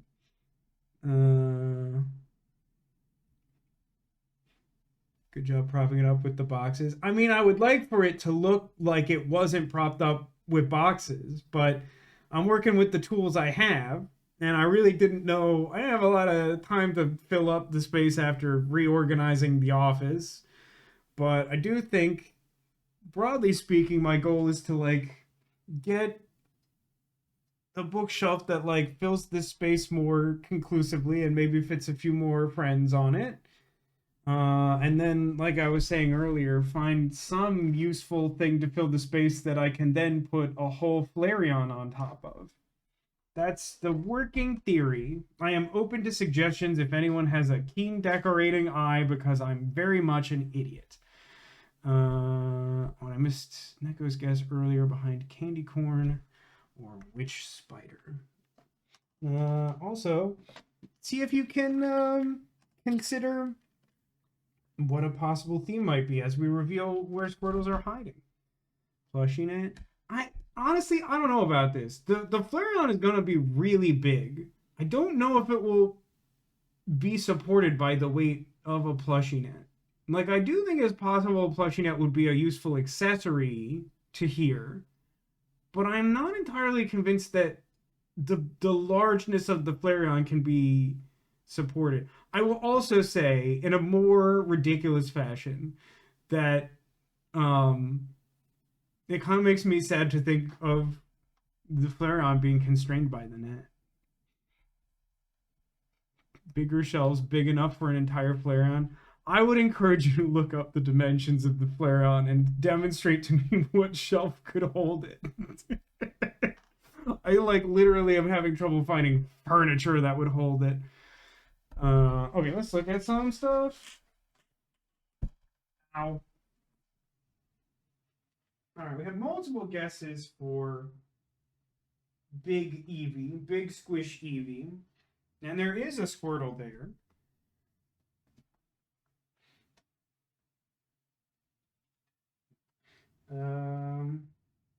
As is there is Squirtle behind our witchy spider, whose name is not Tabitha McWitchington, but is Gildy, which is also suitably witchy. The spider does not like to sit up on its own, I will note. Minnie Mouse, who is also a witch and also not named Tabitha McWitchington, also conceals a Squirtle, as does our candy corn friend. I felt really bad. I was like looking for some friends to fit the theme for tonight, and I realized that like I'm not sure I put candy corn out for like all of October because I put it in like not the holiday box for some reason, and it just kind of got buried. And I was like, but I love candy corn. He's such a good guy. Chibi Squirtle. It's true. Recently I've been thinking I kind of need another really small Squirtle, but the only one I know of that I don't already own is like the finger puppet keychain Squirtle that came out earlier this year that A, is sold out, and B, kind of creeped me out a little bit. But yes, honestly, I don't think that anyone will guess the theme tonight, but I thought I was being very clever. Maybe Flareon lives off stream, but everyone worked so hard to make the Flareon possible. I mean, it is a possibility. One thing I had considered at one point is to get like some like big, like lightweight chair that Flareon could sit in and like move it into the corner where like it wouldn't always have to live there. It seems less useful. Cats, dogs, sea life, mice. Yeah, I feel like it would be a disservice to everyone if we didn't put the Flareon on display. Like I set a whole sub goal for everyone to contribute to the Flareon, and they like did it in like a single day because they wanted the Flareon. And thank you, Demolition, for gifting 5 subs to make that point. Halloween theme again. No, although that's a good guess. It's technically Eevee with his tiny hat on would fit that bill. No, actually, the theme was friends that my mom got me, which is for the uninitiated. Everything here, everything I put out is something that mom got me, including Oob the Spectacular Ghost and Carlos the Crab. And she got me the Mickey and Minnie because she found out I didn't have them. She thought I already had them, and then she like immediately got them for me. And she was the one who got me the pterodactyl with the hot chocolate. It's very good. You need Flareon cam like people have pet cams. Setting up another camera sounds really tedious. I did have something in mind that I wanted to try to do earlier this year that like didn't work out. That would have involved setting up another camera, and I just didn't do that at all. Gotta do the second camera though. I mean, maybe that's true. I think you need a stream sofa. Sofas can hold an. I mean, it's possible, but the problem is that like you don't get. Well, okay, I guess it's possible I could get like a sofa and then put like a plush net over. Like the problem is that like a plush net doesn't really let you do the Squirtle thing, right? Like we'd have to like reconceptualize how the stream ends. I'm not opposed to that, but I don't know what that looks like. It seems like a real challenge.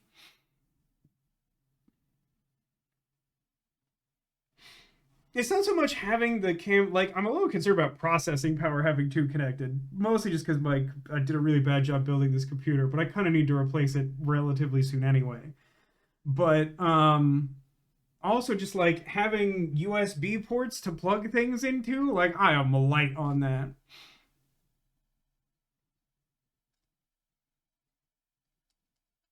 Not keen on the plushnet idea. It would make it look like Team Rocket was stealing Flareon.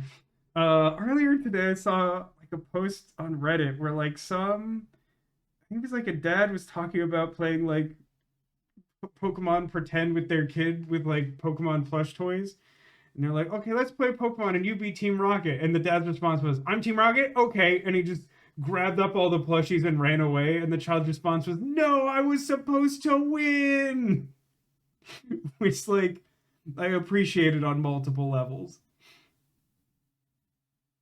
I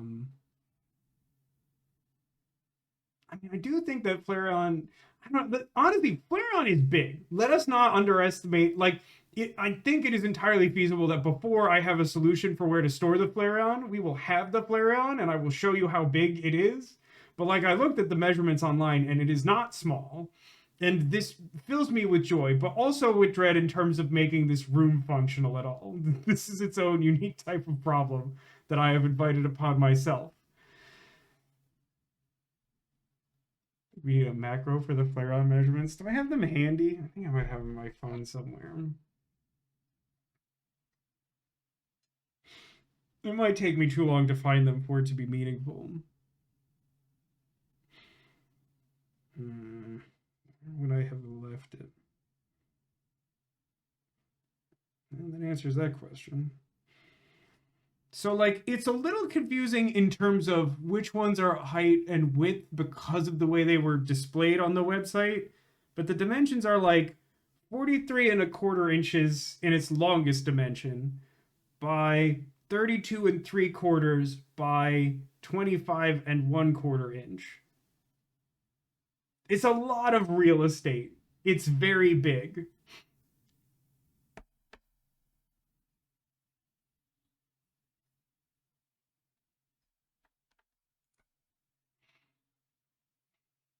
Image for Flareon size. It's big. Just worry about it later. I mean, that is most likely the solution that is being applied. I mean, I don't really think I'm going to be telling people the dimensions forever, because, like, once it has a place to live, the Flareon will tell people its dimensions by its sheer existence.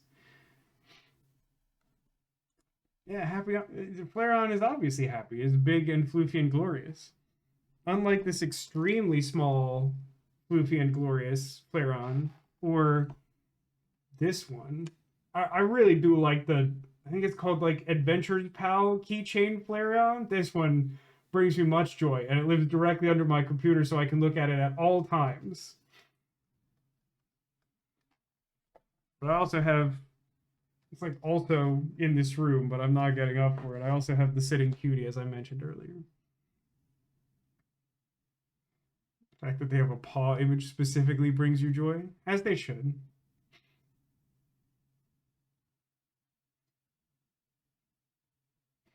Don't hug it. Does the photo say don't hug it a lot? Why would it say that? Obviously you must. All right, I will let you all debate that and enjoy the rest of your weekend. Thanks so much for watching. Thanks for being here. Thanks for being you. And I hope to see you again soon. I really appreciate everyone coming out for the Halloween stream and enjoying this mess. Like I said, we should be back next Friday. Normally, I think we will be off next Saturday. I will specify things on the Discord as things become solidified. But until then, take care of yourselves and remember that you are clawsome.